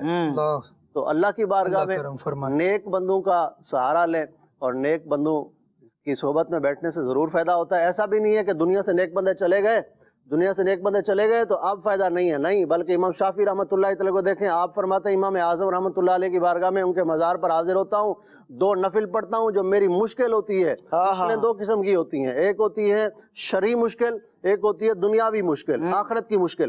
تو جو شرعی مسئلہ مجھے سمجھ نہیں آ رہا ہوتا، مشکل میں الجھا ہوا ہوتا ہوں، میں امام اعظم کی بارگاہ میں ان کے قریب جا کر مزار کے پاس جا کر 2 نفل پڑھتا ہوں، اس کی برکت سے مجھے وہ جو مشکل ہوتی ہے وہ دور ہو جاتی ہے. بات کہہ رہے تھے حافظ بھائی بڑی اچھی لگی مجھے کہ نظروں میں رہیں، نظروں کی ضرورت سب کو ہوتی ہے، ورنہ یاد رکھیں دودھ کے جھاگ کی طرح بہہ جائیں گے. یہی ہوتا ہے جب نظریں ہٹتی ہیں نا جب ہی دودھ بہتا ہے جھاگ ابلتے. تو جو ہے نا کیا مثال، نظروں میں رہیں، ہمیشہ دودھ بھی ضائع ہوتا ہے. آپ کو گھروں کا تجربہ ہوگا، جن کو ہے نہیں ہے تو کریں، گھر کے بات یہ کام آئیں گے. یہ بہت سی اندر کی باتیں ہوتی ہیں اور باہر نہ بہت سارا اچھا کر دیتی ہیں. اب میں اس کی ایک اور مثال دیتا ہوں جو اور لوگوں کے ساتھ بھی ہوگی، مدنی چینل کے ناظرین کے ساتھ. صحیح. بعض کو شدید بھوک لگی ہوتی ہے، ٹریولنگ ہوتی ہے، شدید بھوک لگی ہوئی ہوتی ہے. اب جب شدید بھوک لگی ہوئی آپ نے کچھ کھانا ہے، پتہ چلا کہ جی کھانے کی کوئی چیز اس معیار کی ہے ہی نہیں جس پہ آپ کی طبیعت راضی ہو جائے. صحیح ہوتا ہے نا بعض اوقات کہ آپ کی طبیعت اس لیول پر نہیں آ رہی. تو وہ طبیعت کیوں نہیں آ رہی؟ یعنی ایکسٹرا آرڈنری ان ہائیجینک فوڈ جو ہوتا ہے نا اس پہ بھی رش ہوتا ہے. ایسا ہی ہے، سینکڑوں لوگ کھا رہے ہوتے ہیں، لیکن آپ کی طبیعت اس طرف مائل کیوں نہیں ہو رہی؟ کیونکہ آپ کی طبیعت کچھ اسٹیپس ان سے بہتر ہوئی ہوئی ہے اس معاملے میں. تو جب آپ اس معاملے میں ان سے تھوڑا اپ گریڈ ہے نا تو باوجود بھوک ہونے کے آپ اس طرف نہیں جا رہے. ایسا ہی ہے. تو ایسے ہی جب باطن کی صفائی ہوتی ہے، باطن چارج ہوتا ہے، تو پھر گناہ آپ کے سامنے ہوتا ہے، نافرمانی آپ کے سامنے ہوتی ہے، لیکن اس کے نقصانات بھی آپ کے پیش نظر ہوتے ہیں. وہ ساری چیزیں دیکھتے ہوئے آپ اس طرف نہیں جا رہے ہوتے. پھر آپ یہ بھی جملہ نہیں کہتے کہ سب تو کر رہے ہیں تم بھی کر لو. تو آپ کہتے ہیں ہاں بھائی سب کر رہے ہوں گے، میں اس طرف نہیں جاؤں گا کیونکہ اس میں ہلاکت اور بربادی ہے. بالکل ایسا ہی. اللہ کریم ہمیں توفیق دے تو اچھے کام کرے بندہ اور اچھی طبیعت بنا لے اپنی، تاکہ وہ اچھائی پر ہی گرے. مکھی کی مثال بڑی دی جاتی ہے کہ بندے کو اگر مکھی ہی بننا ہے تو کم از کم شہد کی بن جائے، پھولوں پر تو جا کر بیٹھے، ورنہ تو گندگی میں پڑی رہے گی. اللہ کریم ہمیں اپنی طبیعت کو بہتر کرنے کی اور بہتر بنانے کی. وہ جس طرح بات ہوئی نا کہ بندہ بکوشش نیک عمل کی طرف آتا ہے، بکوشش اچھائی حاصل کرتا ہے، تو کوشش کرنی پڑے گی.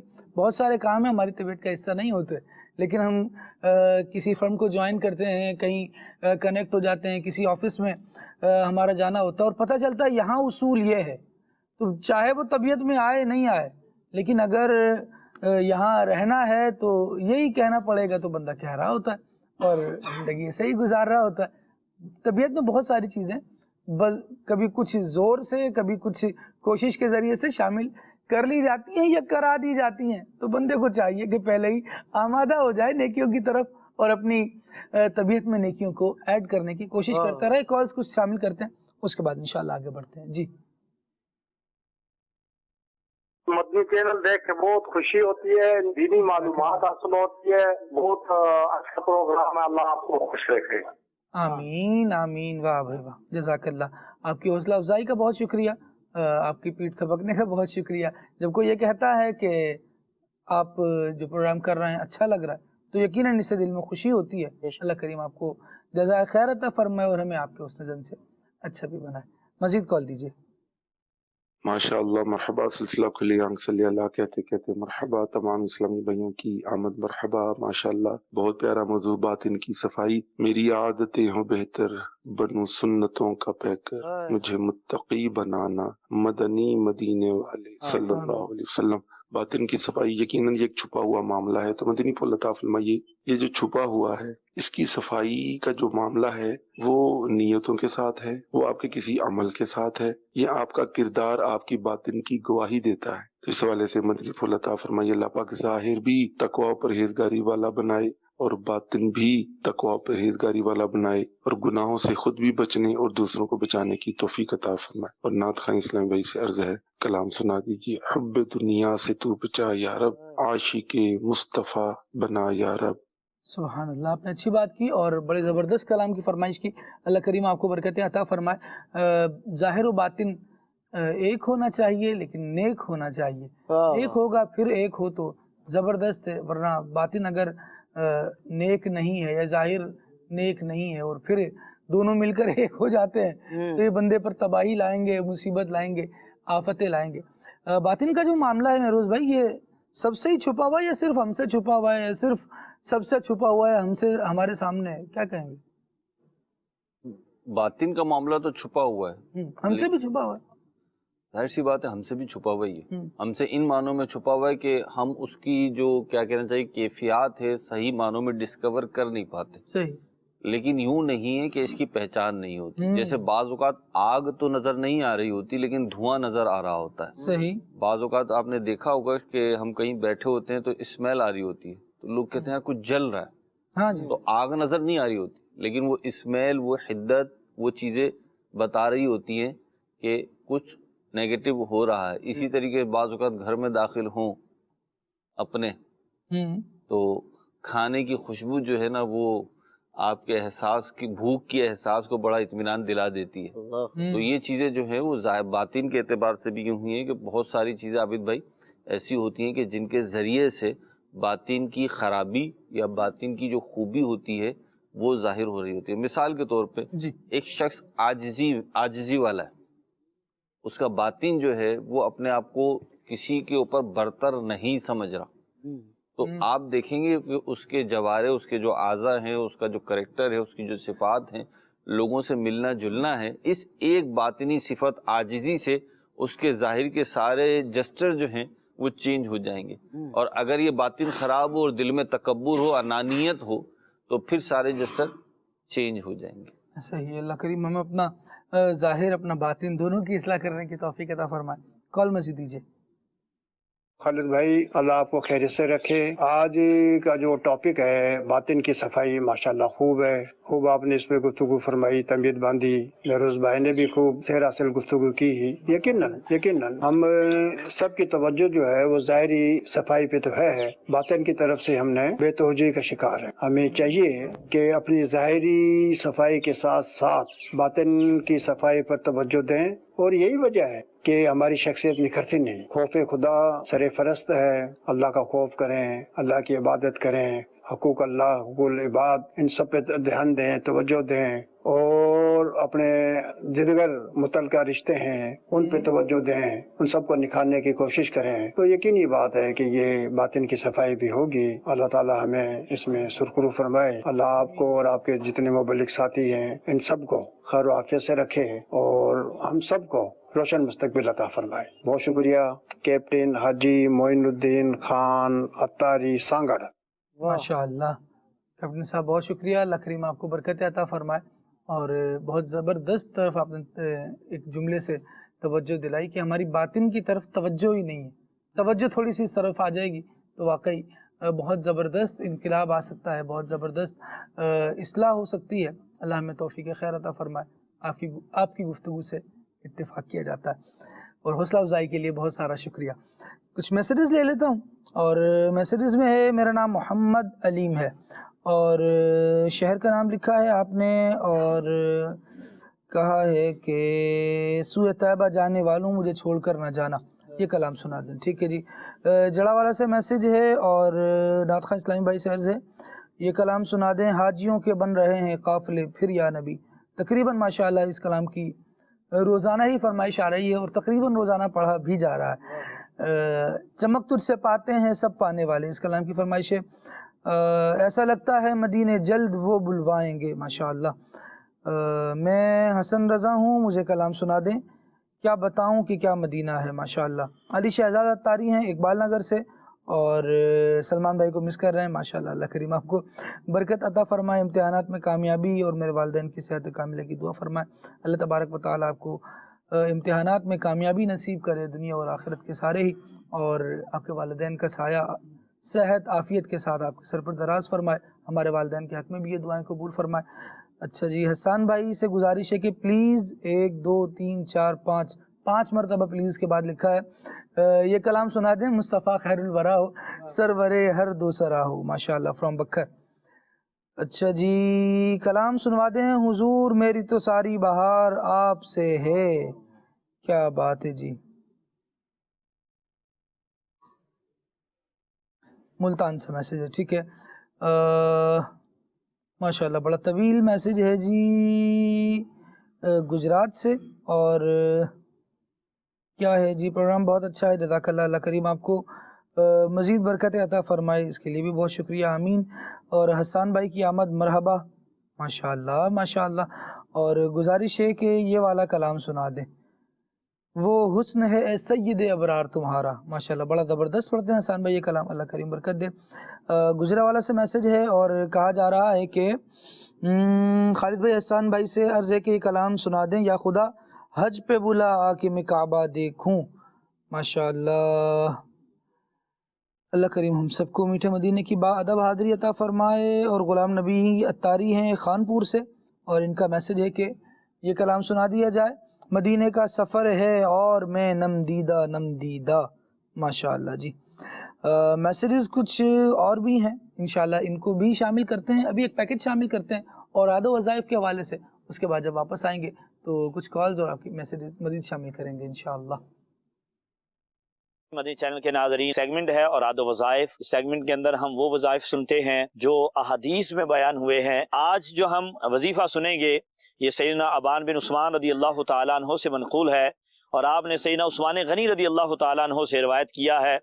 عموماً یہ وظیفہ جو ہے وہ ہم پڑھتے ہیں، ہم میں سے بہت ساروں کو یہ یاد ہوگا، لیکن ہم یہ سمجھتے ہیں کہ شاید یہ جہاں ہم پڑھتے ہیں صرف اسی کے لیے خاص ہے، نہیں، آج ہم سنیں گے اس کی اور کیا برکات ہیں، وہ وظیفہ بھی سنتے ہیں اور اس کی برکات بھی سنتے ہیں، لیکن ساتھ ایک بات یہ بھی سن لیں کہ سیدنا ابان بن عثمان رضی اللہ تعالیٰ عنہ نے یہ ورد بیان کیا حدیث کا اور یہ حدیث سنائی تو آپ کو اس ٹائم فالج ہو چکا تھا، تو اس کی برکت یہ ہے کہ جو شخص یہ پڑھ لیتا ہے، صبح و شام 3 دفعہ پڑھتا ہے، تو اس دن اور اس رات میں اسے کوئی بیماری نہیں پہنچے گی، کوئی مصیبت نہیں پہنچے گی۔ تو جب آپ یہ بیان کر رہے تھے تو آپ کو ایک طرف فالج ہوا تھا، تو اب ایک شخص حیرانگی سے آپ کو دیکھ رہا تھا کہ ہمیں وظیفہ بیان کر رہے ہیں اور خود جو ہے وہ فالج زدہ ہے، فالج ہوا ہے، ایک ظاہری بات ہے، یہ بھی ایک تکلیف ہے، پریشانی ہے، بیماری آئی ہوئی ہے، تو اب جو ہے نا وہ بڑی حیرانگی سے دیکھ رہا تھا، تو آپ نے فرمایا کہ حدیث اپنی جگہ پہ بالکل درست ہے، جس دن یہ میرے ساتھ معاملہ ہوا ہے اس دن میں نے وہ وظیفہ پڑھا نہیں تھا، یعنی میں وہ وظیفہ نہیں پڑھ سکا تھا، پڑھنا نصیب نہیں ہوا، اس لیے جو ہے نا یہ مجھے بیماری آ گئی۔ تو اب جو وظیفہ ہے اس کی برکت کیا ہے اور وہ وظیفہ کیا ہے، آئیے سنتے ہیں۔ قال رسول اللہ صلی اللہ تعالی علیہ وسلم ما من عبد یقول فی صباح کل یوم و مساء کل لیلۃ، کوئی بھی بندہ ایسا کہ جو مسلمان ہے اور وہ صبح اور شام میں یہ وظیفہ پڑھتا ہے، کتنی دفعہ؟ وظیفہ بیان کرنے کے بعد فرمایا ثلاث مرات، 3 دفعہ، تو اس کو کیا اس کا ملتا ہے، اجر کیا ملے گا؟ فرمایا لم یضرہ شیء، اسے کوئی شے نقصان نہیں پہنچائے گی، کوئی تکلیف نہیں پہنچے گی۔ آئیے وہ وظیفہ سنتے ہیں، آپ کو یاد ہوگا پہلے سے ہی، کھانے سے پہلے عموماً ہم یہ دعا پڑھتے ہیں، بسم اللہ الذی لا یضر مع اسمہ شیء فی الارض ولا فی السماء وهو السمیع العلیم۔ تو حضور نے فرمایا کہ جو 3 دفعہ صبح اور شام یہ پڑھ لے، اس کو اس دن اور اس رات میں کوئی چیز بھی تکلیف نہیں دے سکے گی، کوئی پریشانی نہیں آئے گی، کوئی بیماری مصیبت نہیں آئے گی۔ تو صبح و شام اپنا معمول بنائیں کہ 3 دفعہ یہ وظیفہ پڑھ لیا کریں، اور یہ نہیں ذہن میں، ظاہری بات ہم عموماً کھانے سے پہلے کا ایک عادت بنی ہوئی ہے، تو کھانے سے پہلے پڑھنے کی بھی برکت ہے، لیکن اس طرح صبح و شام جو ہے 3 دفعہ پڑھیں گے تو اس کی بھی برکتیں حاصل ہوں گی. اللہ تبارک و تعالی ہمیں عمل کی توفیق عطا فرمائے. آمین بجاہ النبی الامین صلی اللہ تعالی علیہ وسلم. سبحان اللہ. اللہ کریم برکت عطا فرمائے. ماشاءاللہ خالد بھائی بہت زبردست وظائف بیان کرتے ہیں. اللہ کریم خالد بھائی تو جو بیان کرتے ہیں اچھا ہی بیان کرتے ہیں. ماشاءاللہ خالد بھائی تو یہاں والے خالد صاحب چاہے وہاں اچھا والے یوں والا ہے. ٹھیک ہے. اللہ کریم برکت دے اور ہمیں اپنی رحمت سے اچھا بنائے, اچھوں میں رکھا. خالد جس محاذ پہ کھڑا ہو نا جنگ نہیں ہارتا. واہ واہ کیا بات کہی. شان خالد بن ولید رضی اللہ تعالی عنہ. اچھا جی ماشاءاللہ میسیجز کچھ لے لیتا ہوں اور اس میں ہے خالد بھائی آپ خیریت سے ہوں گے؟ الحمدللہ جی اللہ کا بڑا فضل ہے, خیریت سے. آپ کا سلسلہ بہت اچھا ہے ماشاءاللہ. سلمان بھائی کیوں نہیں آ رہے ہیں؟ سلمان بھائی سفر حج کے لیے آج کیا تاریخ ہے؟ 3, تو انشاءاللہ روانہ ہونے والے ہیں عنقریب. بہرحال کراچی سے روانہ ہو چکے ہیں اور ابھی غالباً وزیر آباد میں ہوں گے. اللہ کریم برکت عطا فرمائے. اچھا جی آج کا ٹاپک بہت اچھا ہے ماشاءاللہ. حمزہ یاسین بودلہ فرام اوکاڑا. ٹھیک ہے جی. احسان بھائی سے عرض ہے یہ والی نعت سنا دیں. اے ختم رسول مکی مدنی. واہ جی واہ. سلمان بھائی اس پر چلے گا, یہی میسج ہے جی. دوبارہ ایک کال بھی لے لیتے ہیں انشاءاللہ, اس کے بعد فرمائشوں کی طرف آتے ہیں. جی کال دیجیے. حسان بھائی کلام سنا دیں. وہ سوے لال زارا پھرتے ہیں. لالا زار ایک الف کم کر دیجیے. وہ سوئے لالا زار پھرتے ہیں. اللہ کریم آپ کو برکت دے. جی احسان بھائی. صلی اللہ علی محمد صلی اللہ علیہ وآلہ وسلم.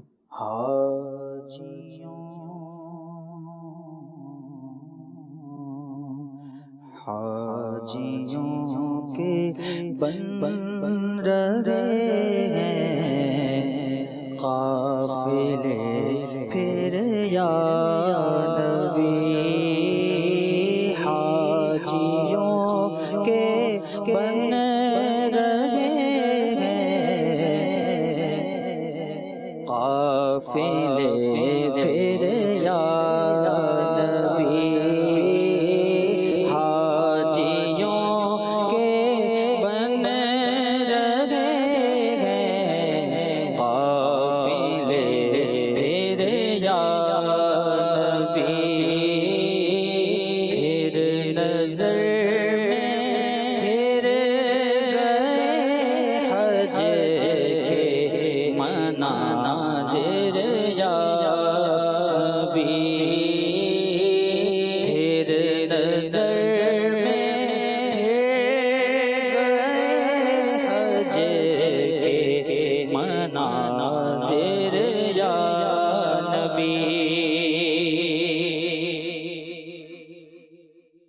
کر رہے ہیں جان والے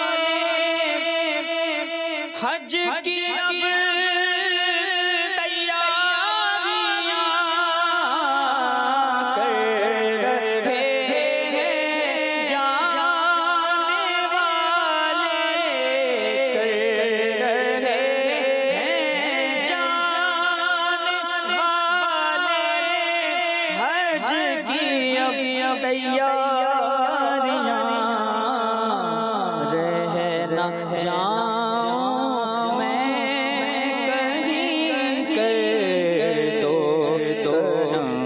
پھر یا نبی.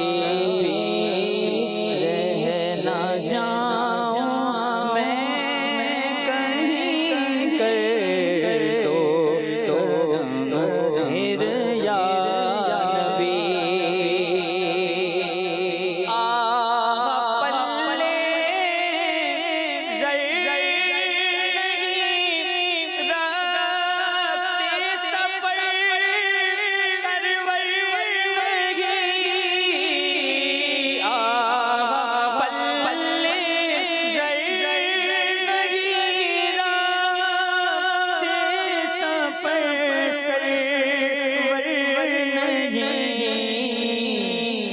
بلا لو تم بلانے پر ہو قادر یا نبی.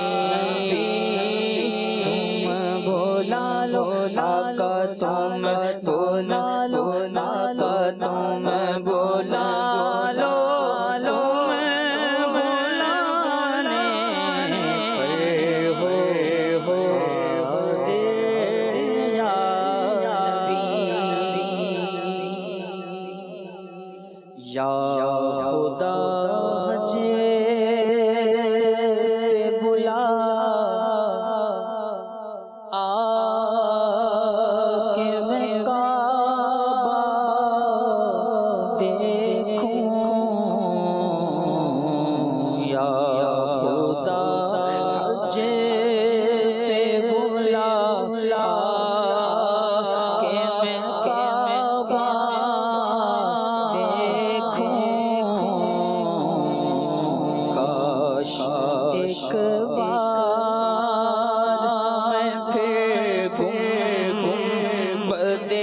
خضرا دیکھوں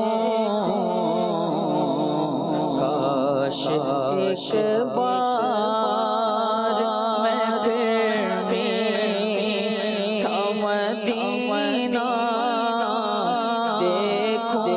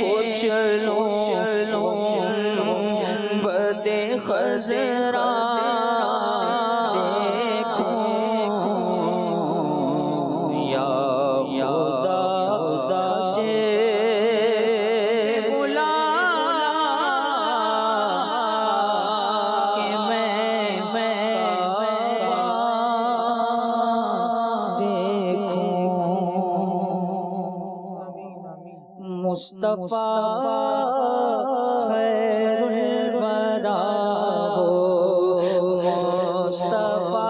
مصطفیٰ خیر الورا ہو مصطفیٰ خیر الورا ہو سرور ہر دو سرا ہو سرور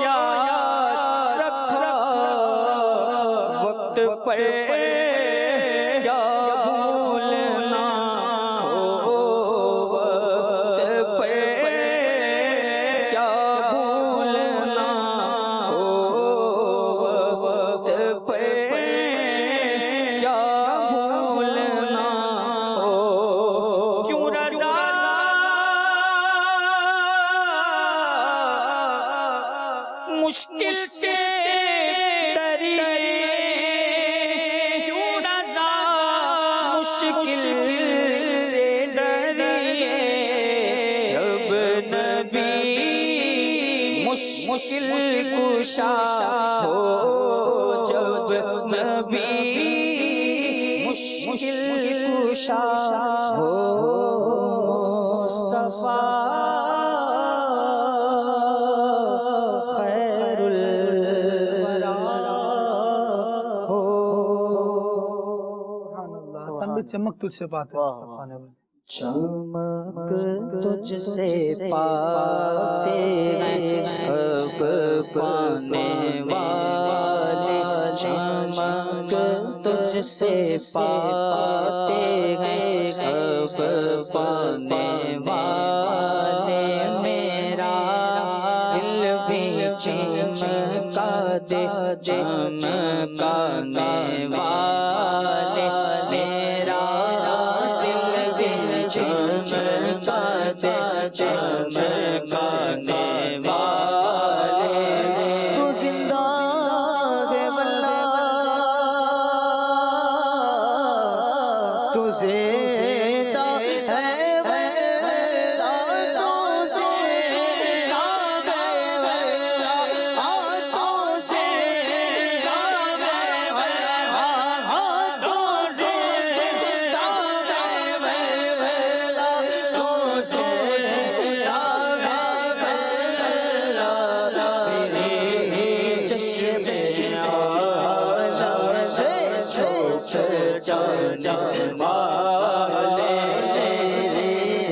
چشم آلا سے چھپ جان والے. میں مجرم ہوا مجھے ساتھ لے لو. میں مجرم ہوا میں مجرم ہوا مجھے ساتھ لے لو. راستے میں بھیجا بجانے والے کے راستے میں بھیجا بجانے والے. اور حرم کی زمین اور قدم رکھ کے چل آغارم کی زمین آغارم کی زمین اور قدم رکھ کے چلنا رے سر سوتا ہے جان والے. رے سر سوتا ہے جان والے.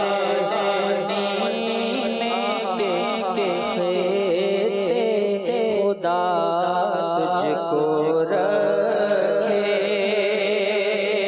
مدینے کے خدا تجھ کو رکھے مدینے کے خدا تجھ کو رکھے. غریبوں فقیروں کے ٹھہرانے والے. غریبوں فقیروں کے ٹھہرانے والے. رضا سے تو شمل گئے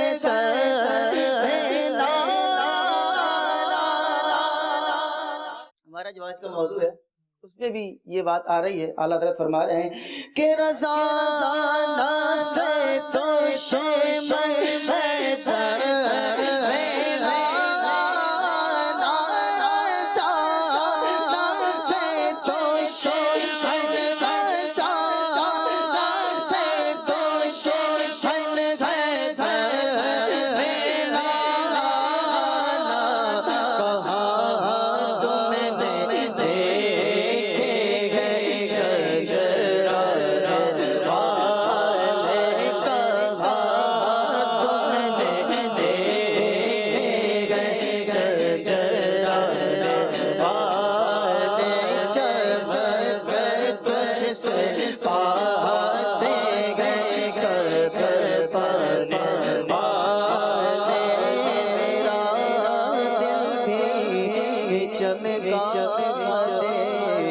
چمکانے والے ماشاءاللہ عمر بھائی کیا بات ہے آپ کی، اللہ کریم برکت عطا فرمائے. اللہ رب العالمین ہمیں نبی کریم صلی اللہ تعالیٰ علیہ وآلہ وسلم سے سچی محبت نصیب فرمائے. مدنی چینل کے ناظرین، گفتگو ہو رہی تھی آج باطن کی صفائی کے حوالے سے، دل کی صفائی، دل کی اصلاح کے حوالے سے. اصلاح کے بہت سارے ذریعے ہیں. نفس کی اصلاح کیسے کی جائے؟ بسا اوقات ایسا ہوتا ہے کہ دیواروں پر اشتہارات دیکھ کر ہم وہاں تو لائن لگا کر بیٹھ جاتے ہیں، اور اشتہار بھی وہ کہ جن میں بندے کو بابا ظاہر کیا جاتا ہے لیکن غیر مسلم ہوتا ہے. دیکھنے والے بتاتے ہیں کہ جن کے نام مسلمانوں والے ہیں ان کے کام بھی مشکوک لگ رہے ہوتے ہیں. اللہ کریم ہمیں عقل و شعور کی پاکیزگی نصیب فرمائے. مسلمان کا علاج کیسا بھی ہو، کلام الہی سے اگر وہ کروا رہا ہے، کلام الہی اور درست روحانی علاج کی طرف جا رہا ہے تو درست ہے. لیکن جو بندہ اس کے عقیدے کا، اس کے مذہب اسلام کا مخالف ہے، اس سے علاج کروانے کے لیے ایک بندہ مومن کا دل مان کیسے جائے، وہ بھی کہ جب وہ اپنے شرکیہ جھاڑ پھونک کے ذریعے سے علاج کر رہا. نبی کریم صلی اللہ تعالیٰ علیہ وآلہ وسلم کا انداز یہ رہا ہے کہ آقا دو عالم صلی اللہ علیہ وآلہ وسلم صحابہ کرام علیہم رضوان جب کسی علاج کے یا کسی ورد یا اپنے دم کے بارے میں بتاتے ہیں نا کہ ہم فلاں مرض کا علاج اس دم سے کرتے ہیں، تو نبی کریم علیہ السلام ارشاد فرماتے ہیں اس کے الفاظ مجھے سناؤ. وہ کون سے الفاظ ہیں جو پڑھ کر تم دم کرتے ہو؟ جب نبی کریم صلی اللہ علیہ وسلم کی بارگاہ میں پڑھ کر سنائے جاتے ہیں، اگر اس میں کوئی شرکیہ بات نہیں ہوتی، کوئی کفریہ بات نہیں ہوتی، تو نبی کریم صلی اللہ علیہ وسلم اس کی اجازت دیتے کہ ہاں یہ ٹھیک ہے، اسے جاری رکھو. اور کہیں غلطی ہوتی اور لوگ زمانہ جاہلیت میں اس الفاظ سے دعا کیا کرتے تھے یا دم کیا کرتے تھے، تو اب اسلام کے بعد آقا دو عالم صلی اللہ تعالیٰ علیہ وآلہ وسلم ان الفاظ کی ادائیگی سے منع فرما دیتے کہ تمہارا دین اس کی اجازت نہیں دیتا. تو ہم بھی ذرا دیکھ لیں، اپنے ظاہر کی اصلاح کے لیے اپنا باطن بالکل برباد کرنے کے لیے تل جاتے ہیں. عمر فیاض بھائی کیا کہیں گے کہ بسا اوقات لوگوں کے ہجوم میں ہی آ کر نہ کہ یار یہاں تو بڑا رش ہوتا ہے، یہاں تو بہت ہے، یہاں تو کثیر جو خلق ہے وہ فیضیاب ہو رہی ہے، وہ فیضیاب ہو رہی ہے، یا کیا جا رہا ہے. لوگ اس کو تو بڑا نظر میں رکھتے ہیں، فوکس رکھتے ہیں، لیکن عقیدہ جا رہا ہے، ایمان جا رہا ہے، اس سے بالکل لاپرواہ ہو جاتے ہیں. کیا کہیے گا؟ اللہ اکبر کبیرہ.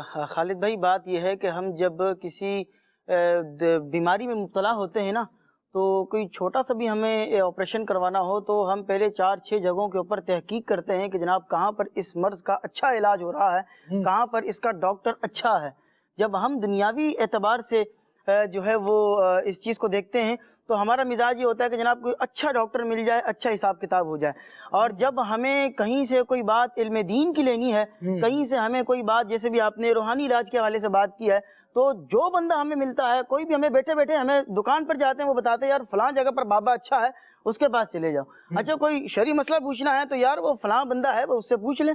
یعنی کہ ہم دنیاوی کام اگر کر رہے ہیں، مکان بنا رہے ہیں، کلر کروا رہے ہیں، تو اس کے ماہر کی طرف جا رہے ہیں. اور اگر علم دین سیکھنے کی بات آتی ہے تو ہم یہ نہیں دیکھتے کہ جناب یہ ماہر ہے بھی یا نہیں ہے، یہ اس اعتبار سے کوئی گریجویشن اس کی علمی اعتبار سے ہے بھی کہ نہیں ہے، عالم دین ہے بھی یا نہیں ہے. اچھا عالم اگر ہے بھی تو صحیح سنی العقیدہ ہے بھی کہ نہیں ہے، اس کے عقائد درست ہیں کہ نہیں ہے.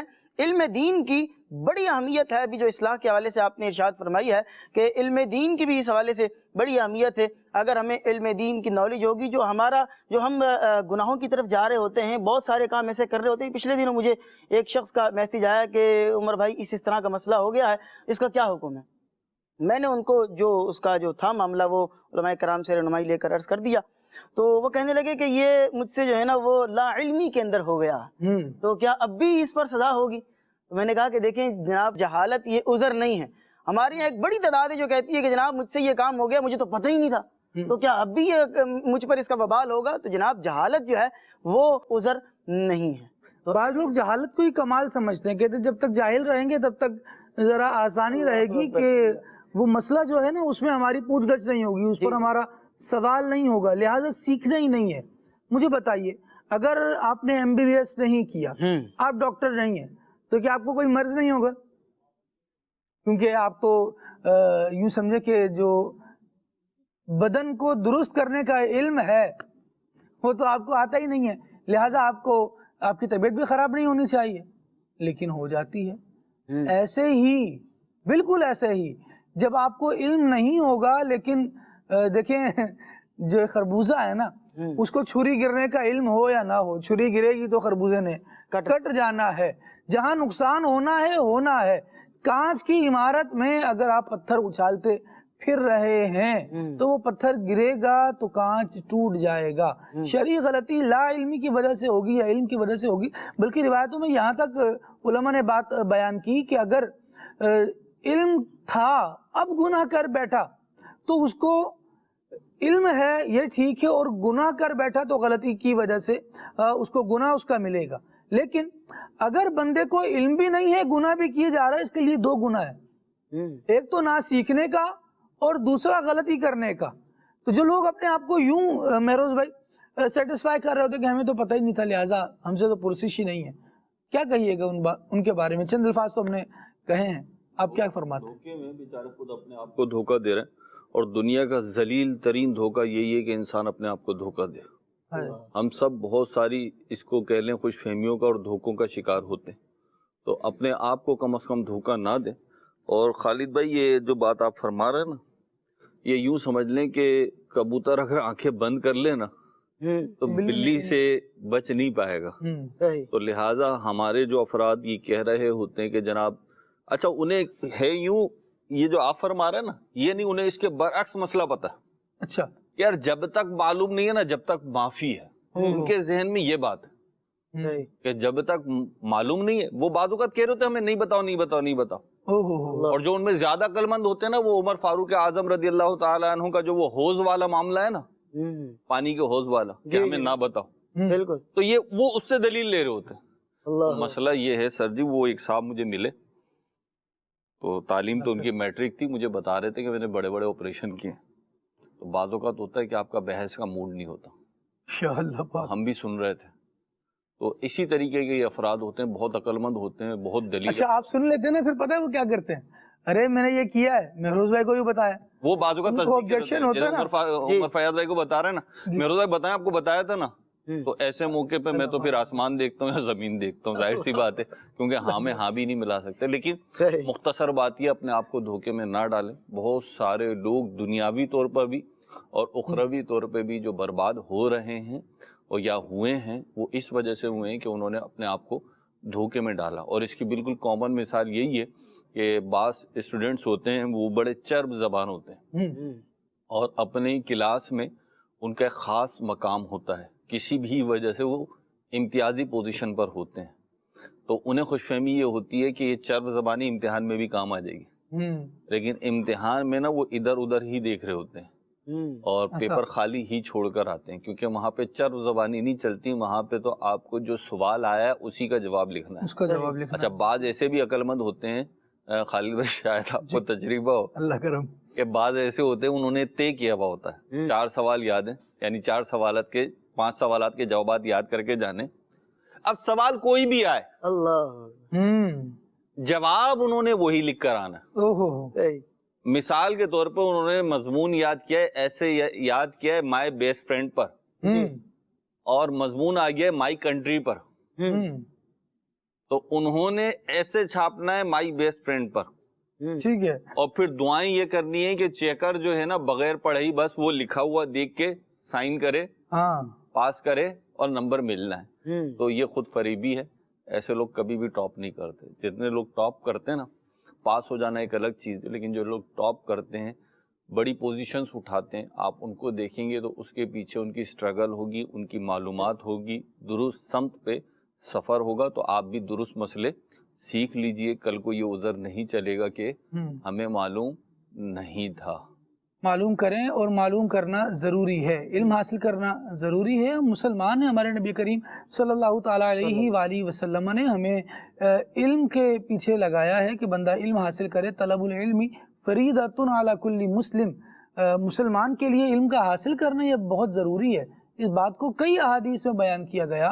رب العالمین جل وعلا نے ارشاد فرمایا ہے قل هل يستوي الذين يعلمون والذين لا يعلمون، کیا علم والے اور بے علم یہ برابر ہو سکتے ہیں؟ کیا جواب ہے؟ یقیناً جو عالم ہے، جو جاننے والا ہے، وہ جاہل کے برابر تو نہیں ہوتا. تو ہم کیوں نہ اپنے اسٹیٹس بڑھائیں؟ ہم اپنی کب تک یہی کہتے رہیں گے کہ میں جاہل ہوں جاہل ہوں جاہل ہوں؟ اچھا لگتا ہے یہ کہنا؟ بھائی میں نے علم سیکھا ہے یا میں علم سیکھ رہا ہوں، یہ باتیں اچھی لگتی ہیں. آقا دو عالم صلی اللہ علیہ وآلہ وسلم نے ارشاد فرمایا اغد عالما او متعلما او مستمعا او محبا، صبح اس حال میں کرو کہ عالم ہو یا طالب علم دین ہو یا علم کی بات کو سننے والے ہو یا اس سے محبت کرنے والے ہو. ولا تکن الخامس، یہ چار جو درجات ہیں، جو چار کیٹیگریز ہیں، اگر یہ ہیں اور اس حال میں آپ اپنے دن کا آغاز کرتے ہیں تو بہت اچھا ہے. نبی کریم صلی اللہ علیہ وسلم نے ارشاد فرمایا پانچویں مت ہونا.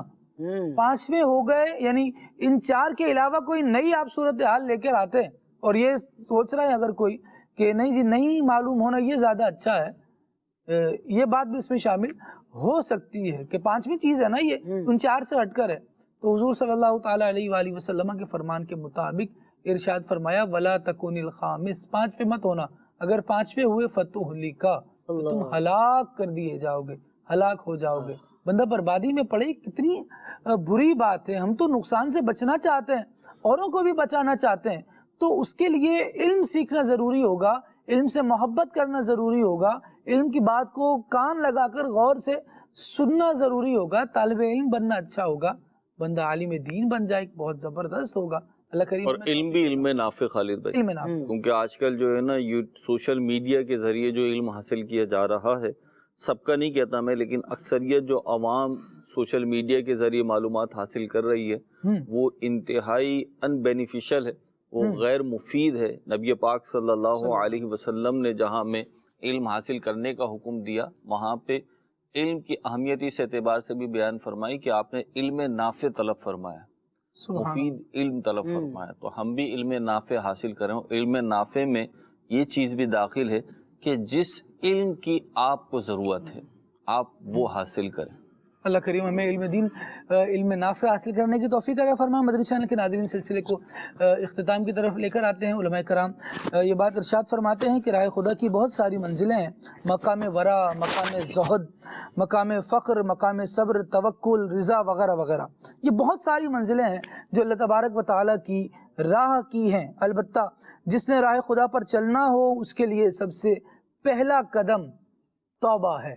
اگر بندہ اللہ کی بارگاہ میں توبہ کرتا ہے، دل کی صفائی بھی نصیب ہوگی، تزکیہ بھی نصیب ہوگا، اور اللہ نے چاہا تو باطن ستھرا اور اجرا ہو جائے گا. اللہ تبارک و تعالی ہمیں جو کچھ سنا سیکھا اسے یاد رکھنے، عمل کرنے کی توفیق عطا فرمائے. عمل کرنے کے لیے دعوت اسلامی کے دینی ماحول سے وابستہ رہیں گے، انشاءاللہ آسانیاں ہوتی رہیں گی. سبحانک اللہم و بحمدک، اشہد ان لا الہ الا انت، استغفرک و اتوب الیک. صلوات السلام شامل. اے دین حق کے رہبر، تم پر سلام ہے. میرے شفیع محشر، تم پر سلام ہے. میرے شفیع محشر، تم پر سلام. نیا دن ہے، صبح پھر آئی ہے، دیکھو لبوں پر ہے ذکر خدا، ذکر آقا. کھلے آنکھ صلی اللہ کہتے کہتے